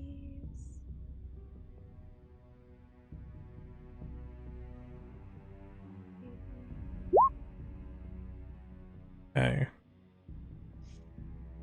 Very quiet night. Peaceful yet foreboding. The two moons hang high in the sky. Don't notice anything out of the ordinary.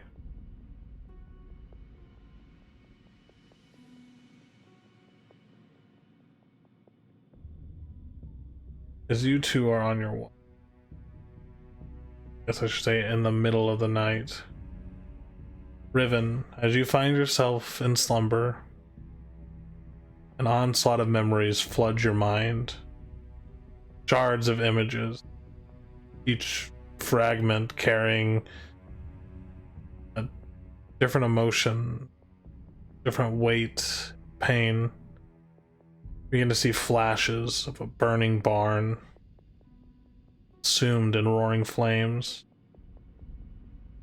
A young girl, tears streaking across her face, her desperation palpable.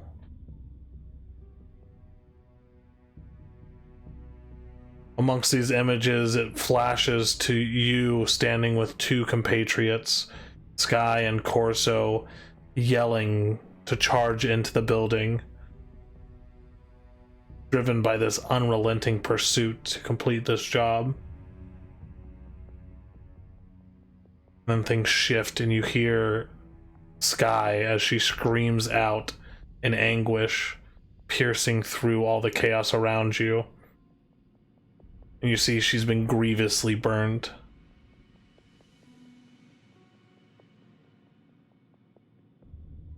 You continue to push forward. Despite this, you have a job to do.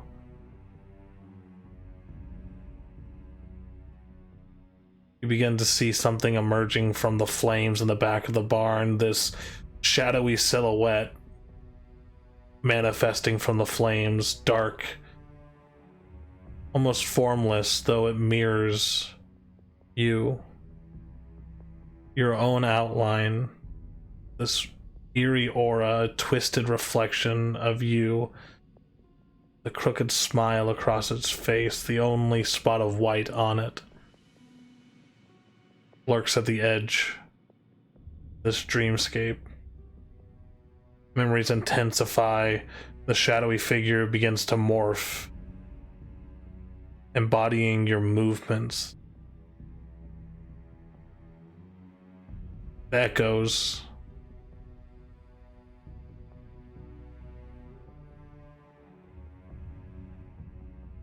As you go ahead. Riven's gonna try and talk, or at least open his mouth. What do you say? Are you me? An obvious answer. Obvious question. The head tilts down towards you. And then you see it rapidly shift and move before you turn, and you see it standing over Sky.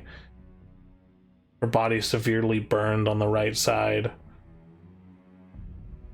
It looks at you, same crooked smile, and looks down. Then you're pulled to the side for a moment as you feel the pressure of hands on your shoulders, and it's Corso, and he's yelling something at you, but you can't hear him. What are you saying? I know I fucked up. You don't have to remind me. I am no leader. Never claimed to be.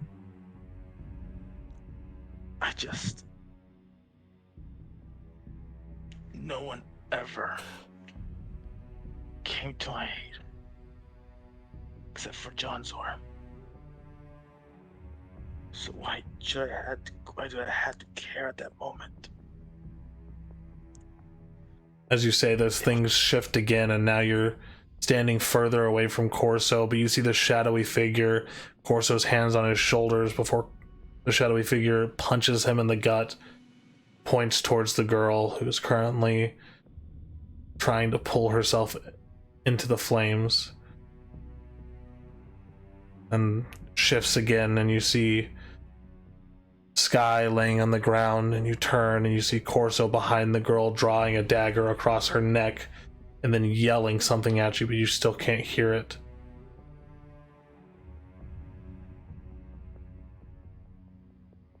Please.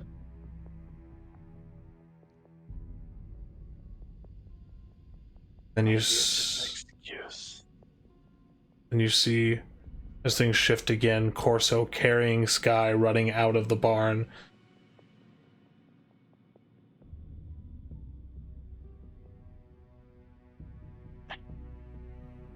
useless. It's just you, the body of a young girl, a shadowy figure. You and the figure standing over the girl in the middle of this barn as guards begin to rush around the building.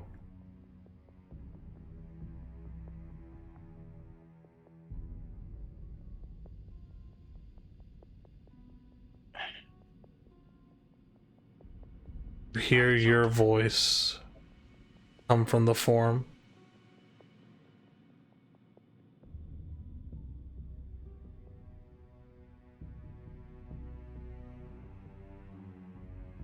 Why change?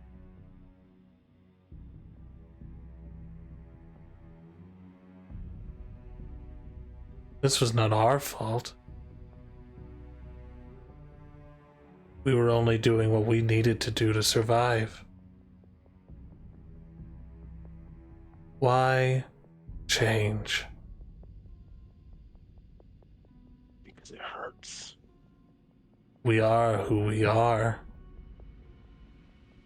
That'll never change. Even though we hurt everyone that we care about. Well,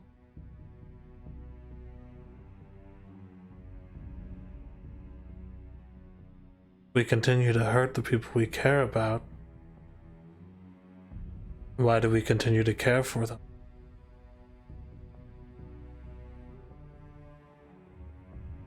Because we want to belong somewhere.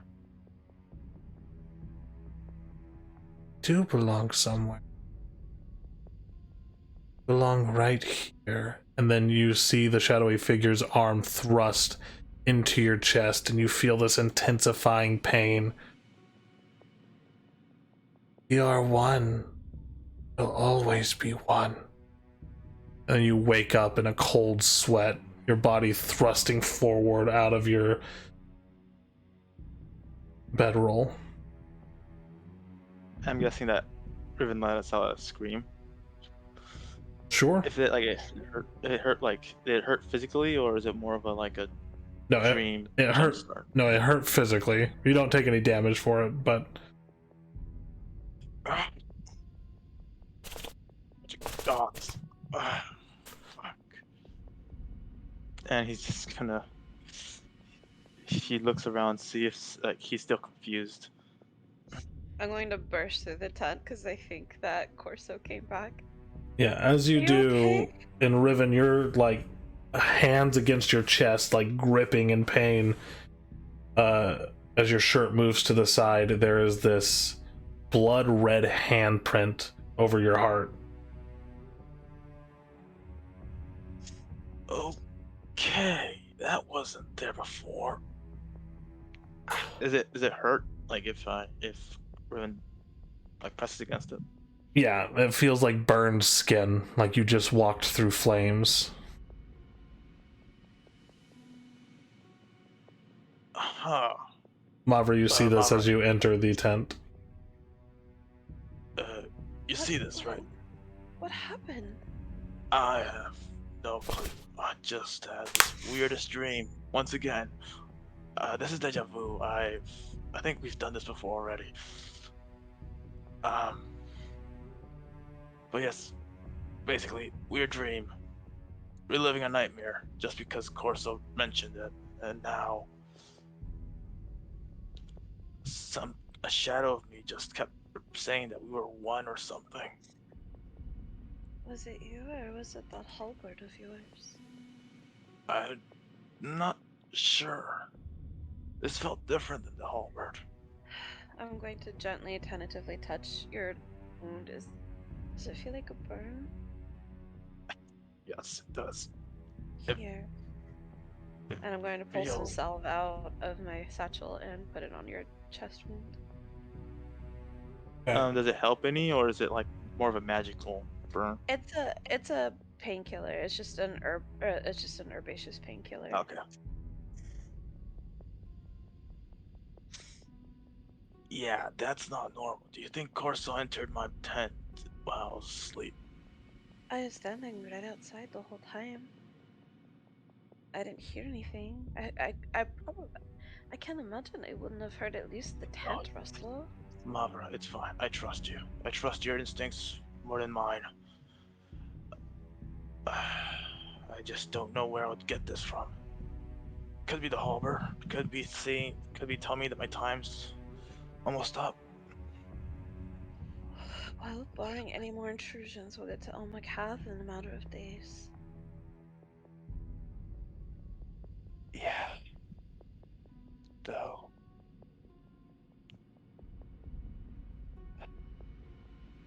Maybe. Just try not to use it in battle if you can. Every time you use it, it spreads. So what else can I? Well, let's see. I have the pen halberd that Zephyrion gave me. Maybe fight with that instead? He didn't. He never told me how to make it a halberd though.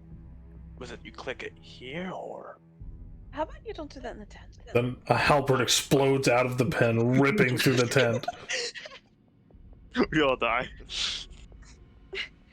I also have my father's old spear too. So The one that you maybe, saw me use way back then with the goblins. maybe we can figure out the pen halberd. But I don't want to see anything bad happen to you.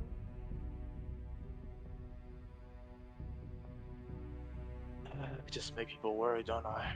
You, Wolfriend. I don't. Do slimes worry? I'm not sure. Usmir cares in his own way.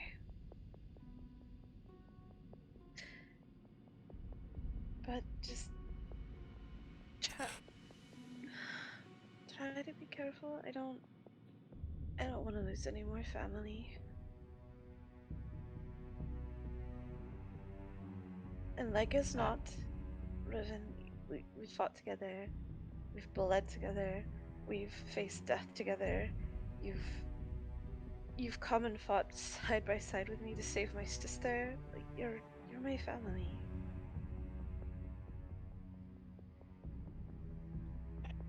This is why I changed. And it seems like Riven's just talking to something, not Mavra, at that moment before looking at Mavra.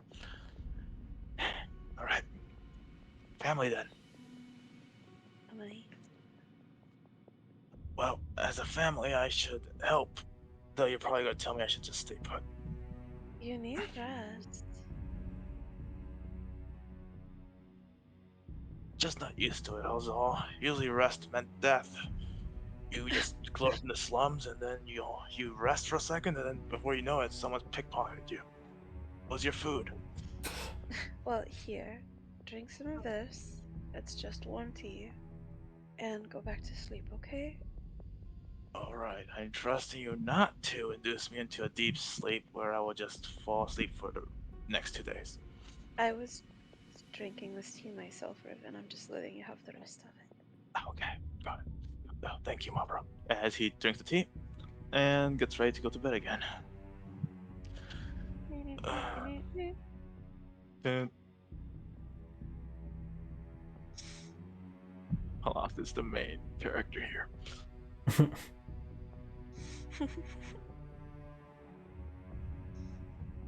Mavra, Uzmir, are you guys trying to accomplish anything else over your watch? I'm going to prepare more poison and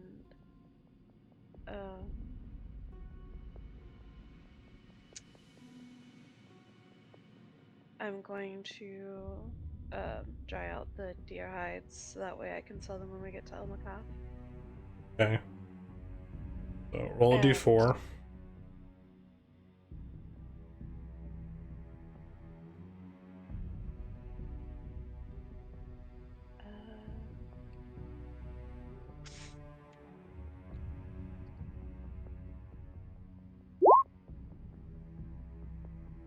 You managed to make 3 vials of poison.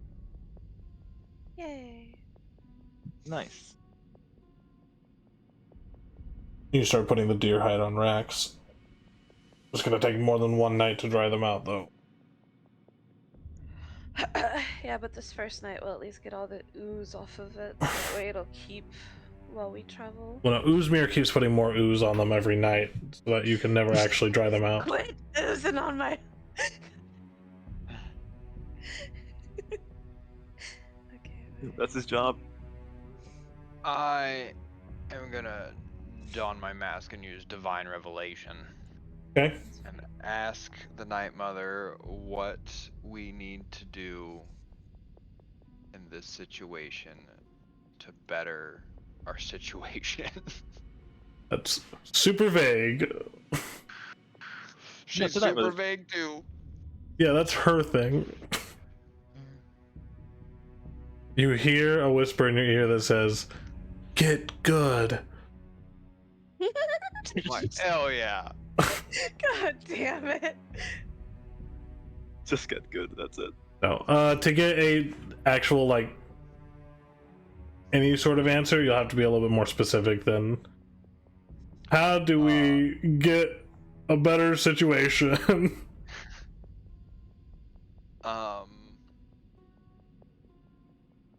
Actually, this time I'm gonna ask how to fix the necrotic shit fucking up Riven. Okay. Your vision is taken from you, and you start seeing flashes of you all in battle. And the first one is of Riven first picking up the halberd. And then over time, you see this necrotic energy spread through Riven's body as he's using the halberd. And it ends with the halberd dropping from Riven's hand and him walking away from it. And then the vision ends.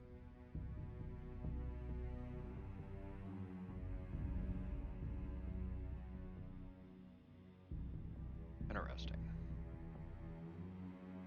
Usman's gonna kill Riven if it's that easy.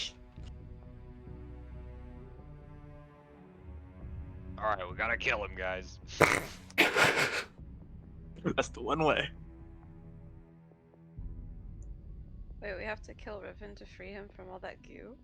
No. From all the goo? What is Riven doing? Crud. I didn't realize how gooey Riven was. Have Riven's you now met? part slime.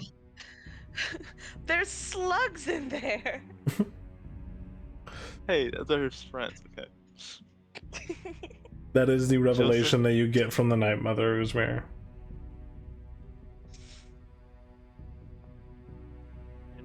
Then I'm just sitting here, mask on, living the dream.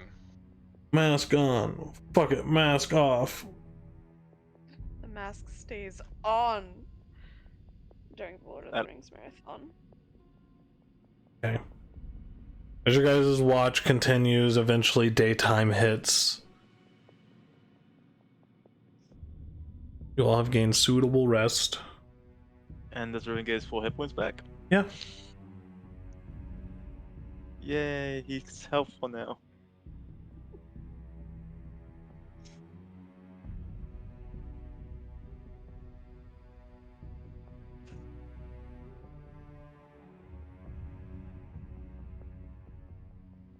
Kavra comes out of her tent and kind of stretches out and yawns. Good morning, baby sister. Good morning. Hope you all slept well.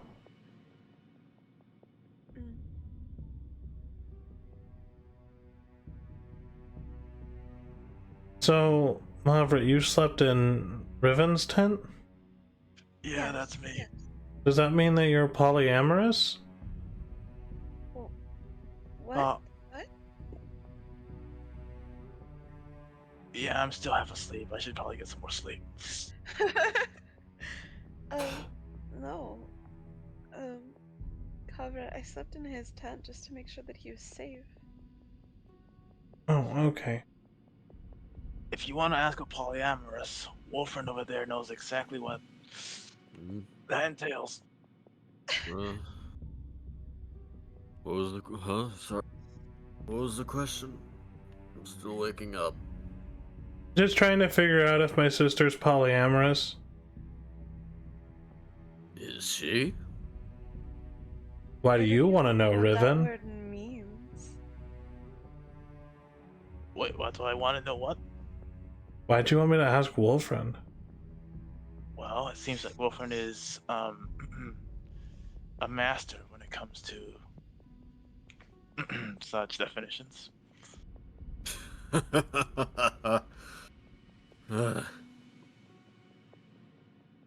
I'll just I mean, get to work packing my stuff. Okay.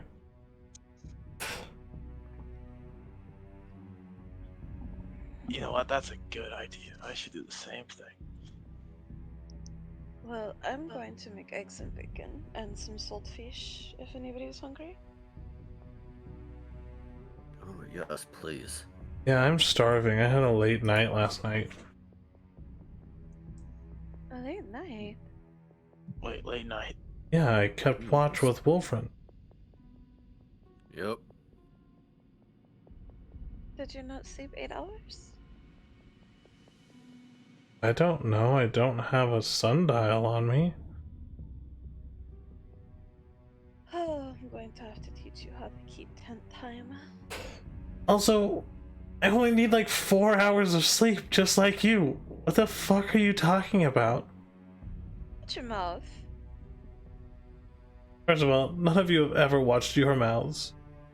So I am just learning by example. We're adults, we're allowed to swear. I mean, I fucking do. Yeah, see? Riven fucking does. Exactly.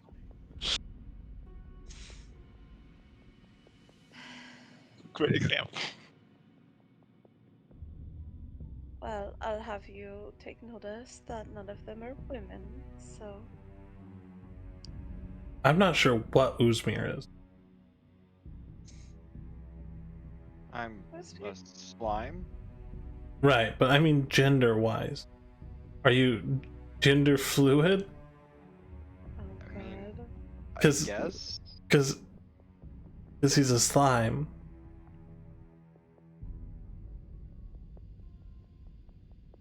Alright. Not a comedian. Remind me to drop kick the DM somebody. You dog drop kick. Sorry, right up.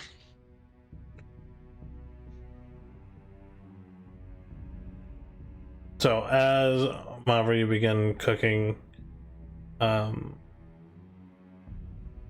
you see as you're packing up, as you pass by Mavra, the flames flickering in her face, her image shifts for a moment to where you see Sky standing there where Mavra would be, the flames engulfing her before your vision shifts back to Mavra cooking some food. Scott. Oh. Sky, those eggs. Yes, excuse me. What? Don't worry. Excuse me over here. Uh-huh. It's just shifts away. I still have a loaf of elvish bread. Mm-hmm. Why not have some toast?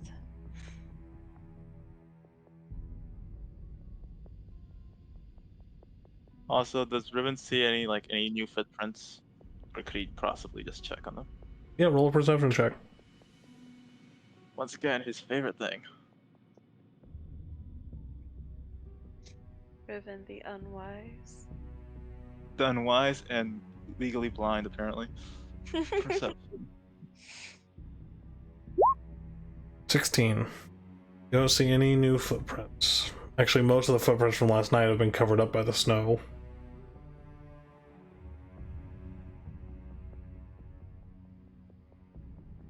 He must have moved.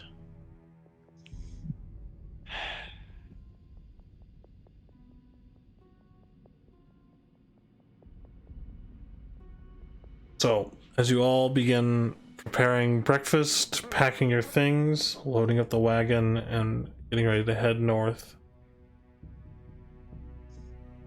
Everyone loads up. Again, heading northward on the King's Road. Is there anything you guys are trying to accomplish or do, or any conversations you need to have before getting to Elmacath? You'll have to camp 3 more times before you get there. And no ambushes? So, We're lucky.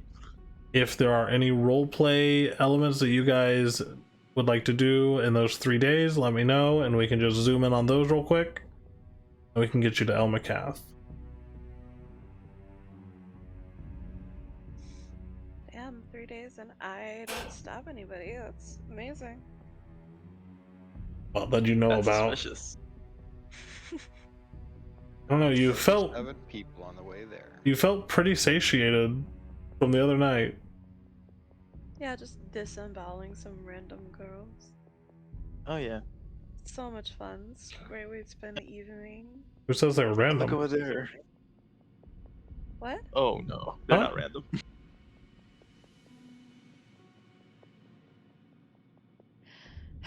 Random to Mavra, she has no quarrel with them. Well, not now. They're dead. So, if any of you need to single out another player to have a private conversation, let's do that now. Whether it's the first, second, or third day of camping, you can specify that whenever you would like to single someone out, or we can just get you guys to Elmacath. I would like to have Ben checking up on Riven and his burn mark to keep, like, cleaning it, because I know he's notoriously bad about doing that, and reapplying the salve. Okay. Really bad at hygiene in general, but yeah. Yep. That is why Mavra keeps washing you. It's definitely gonna get infected. Yeah. I mean, not with Mavra's help. No, not with me helping. You know, Riven, we should probably wash your hat. My hat. Yeah. Why is there something wrong with it? As he just takes it off. It's, dirty. Oh. So that's what the brown marks are. Oh, okay. You notice how there's, Um, like, a ring after you take it off around your head? That's dirt.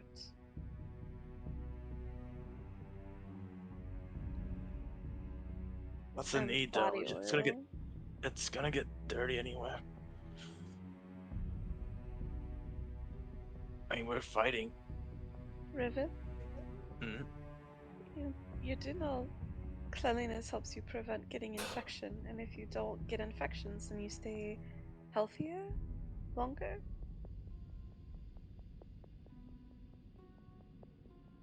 I guess I'm just used to it, just doing the bare minimum. I Yeah, well, guess. we're going to take care of you now, okay? So let's go wash your hat. Am I? Oh, it's a bit embarrassing though. It's more of a. If Give me Wolfman the sees hat. this, if Wolfman sees it, he's gonna laugh at me. So Riven, if we can just sneak around, okay. just give me Riven. your I- hat. Riven, Riven goes over the hat. Do I clock this happening? Oh yeah, definitely. They're not being No. secretive about it. Riven's trying to. Yeah, well, Riven is not good at being secretive about things like this. And Mavra does not care enough about his Yeah. feelings on his hygiene to try to hide it. Riven, I don't know why you're trying to hide it. Everybody knows that you've got some issues. Like, just let No, me but- teach you, okay? No, but Let me more of teach the- you. It's more of a pride thing, you know. Like, it's imagine Wolfman figured out that I don't know how to read. He's gonna laugh his ass off. Uzmir You as know well. how to read. Exactly, I do know. I'm lucky, but I didn't until John Sword taught me. And that's fine. So John Sword taught you how to read, and I'm going to teach you how to clean. Riven with his hat off is just the greasiest hair you've ever seen. Oh, 100% grease. Oh He'd yeah. light a fire. Oh, yeah. Oh, we're washing that. I'm soaking the pot. I'm soaking his hat in a pot of hot water, and I'm taking his ass to the creek, and we are washing that head. Oh, no, but please, no, wait.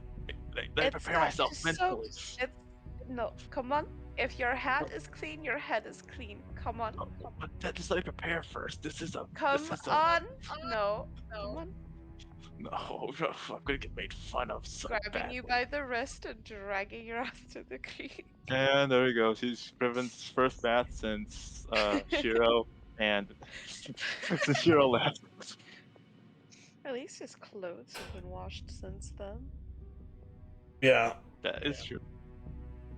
it's not much of a consolation prize. No, no. Riven's just pouting the entire time. Alright. That happens. Wolfriend, are you needing to do any stuff? Not until Riven and Mavra get back. Okay. No. After being dragged off to a creek, Riven and Mavra return, and Riven is the clean, like, he looks presentable. Just for His sensible. hair is combed. Like, imagine a tall Lord Farquaad. Oh my god. No. No. Not to come drop buttons! No. Oh. No, he like, Riven surprisingly cleans up nice. Well, he's half elf. He fucking better. Get that 16 charisma to use. Got just one question. Hmm. Do you know the Muffin Man? Do Oh, no. you The Muffin know Man? the Muffin Man? The Muffin Man? The Muffin Man! Oh, She's married to the Muffin Man. The Muffin Man? The Muffin Man! Shrek. We're now transported. Alright guys, Anyway, so we're we switching come from back and I am D&D washing to his hat. Shrek RPG. Okay, so we come back. Riven looks great. His clothes are clean.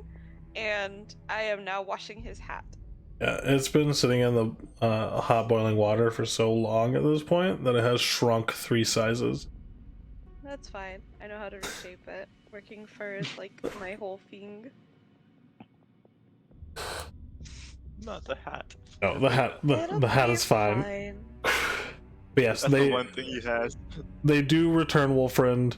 This is the cleanest you've ever seen Riven. It's like a miracle. Wolfram just gives, like, an approving look, a little nod. Not. Back to whatever he was drinking. Okay. Good.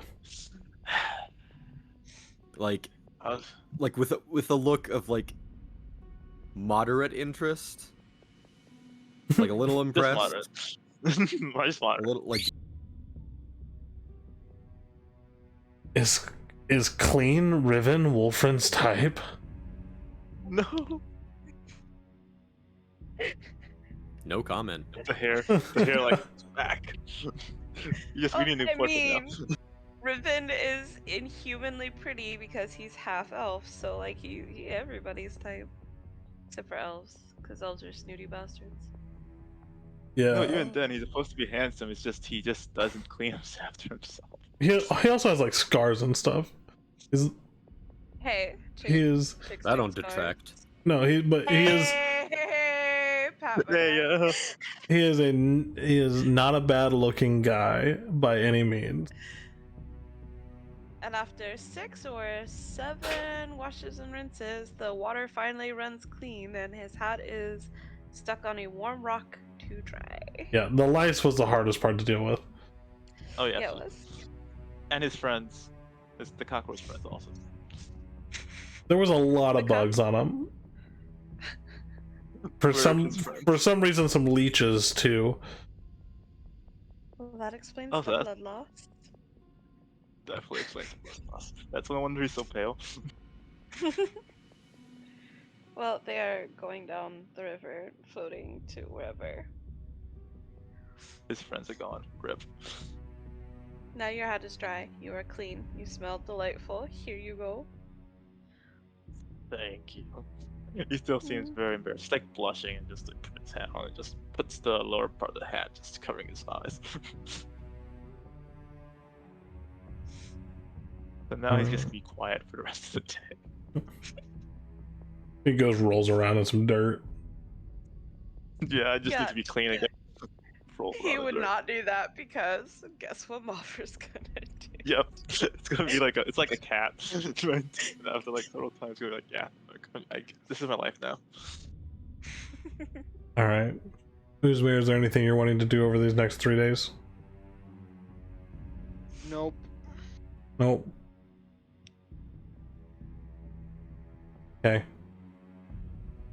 So as you guys make the last leg of this journey, you crest the last hill of the King's Road, see the gates of Elmacath. As you guys get closer and closer to the gate, you start to see the guards, a small shanty town on the outside of the city gates and the city proper. See board postings and stuff like that for events within the city. Oh yeah, Riven's gonna use his change his appearance thing. We already did that, homie. Well, Yeah. more. Most of all, you guys are about a mile away from the gate, the beginnings of the shanty town, and on one of the posting boards, you see rough sketches of Wolfrind, Mavra, Uzmir, Kavra, and Riven. Wanted for currently 1,000 gold pieces each. Oh fuck. For assaulting a man on the King's Road, Of course, though. as well as suspects in a murder in Ghidra. That is where we will end for tonight. I'm gonna Told kill you him. he needed to die. Yeah, I told you he needed to die. I'm gonna kill him. That son you of know. a bitch. Now you know how He Riven's knows. felt. Probably not the first time I've been wanted, but like, you know. Sadly, not all of you have the disguise self spell. I have Yep. this guy's kit. Let's go. Mavra just draws a mustache on her and Kavra's faces. Hey, that will work. I am Burt Reynolds. This is Burt Reynolds Jr. Hey, that could work. Alright. Alright, end the stream. Thanks for anybody still watching. Let's see you next Saturday. Love you, bye.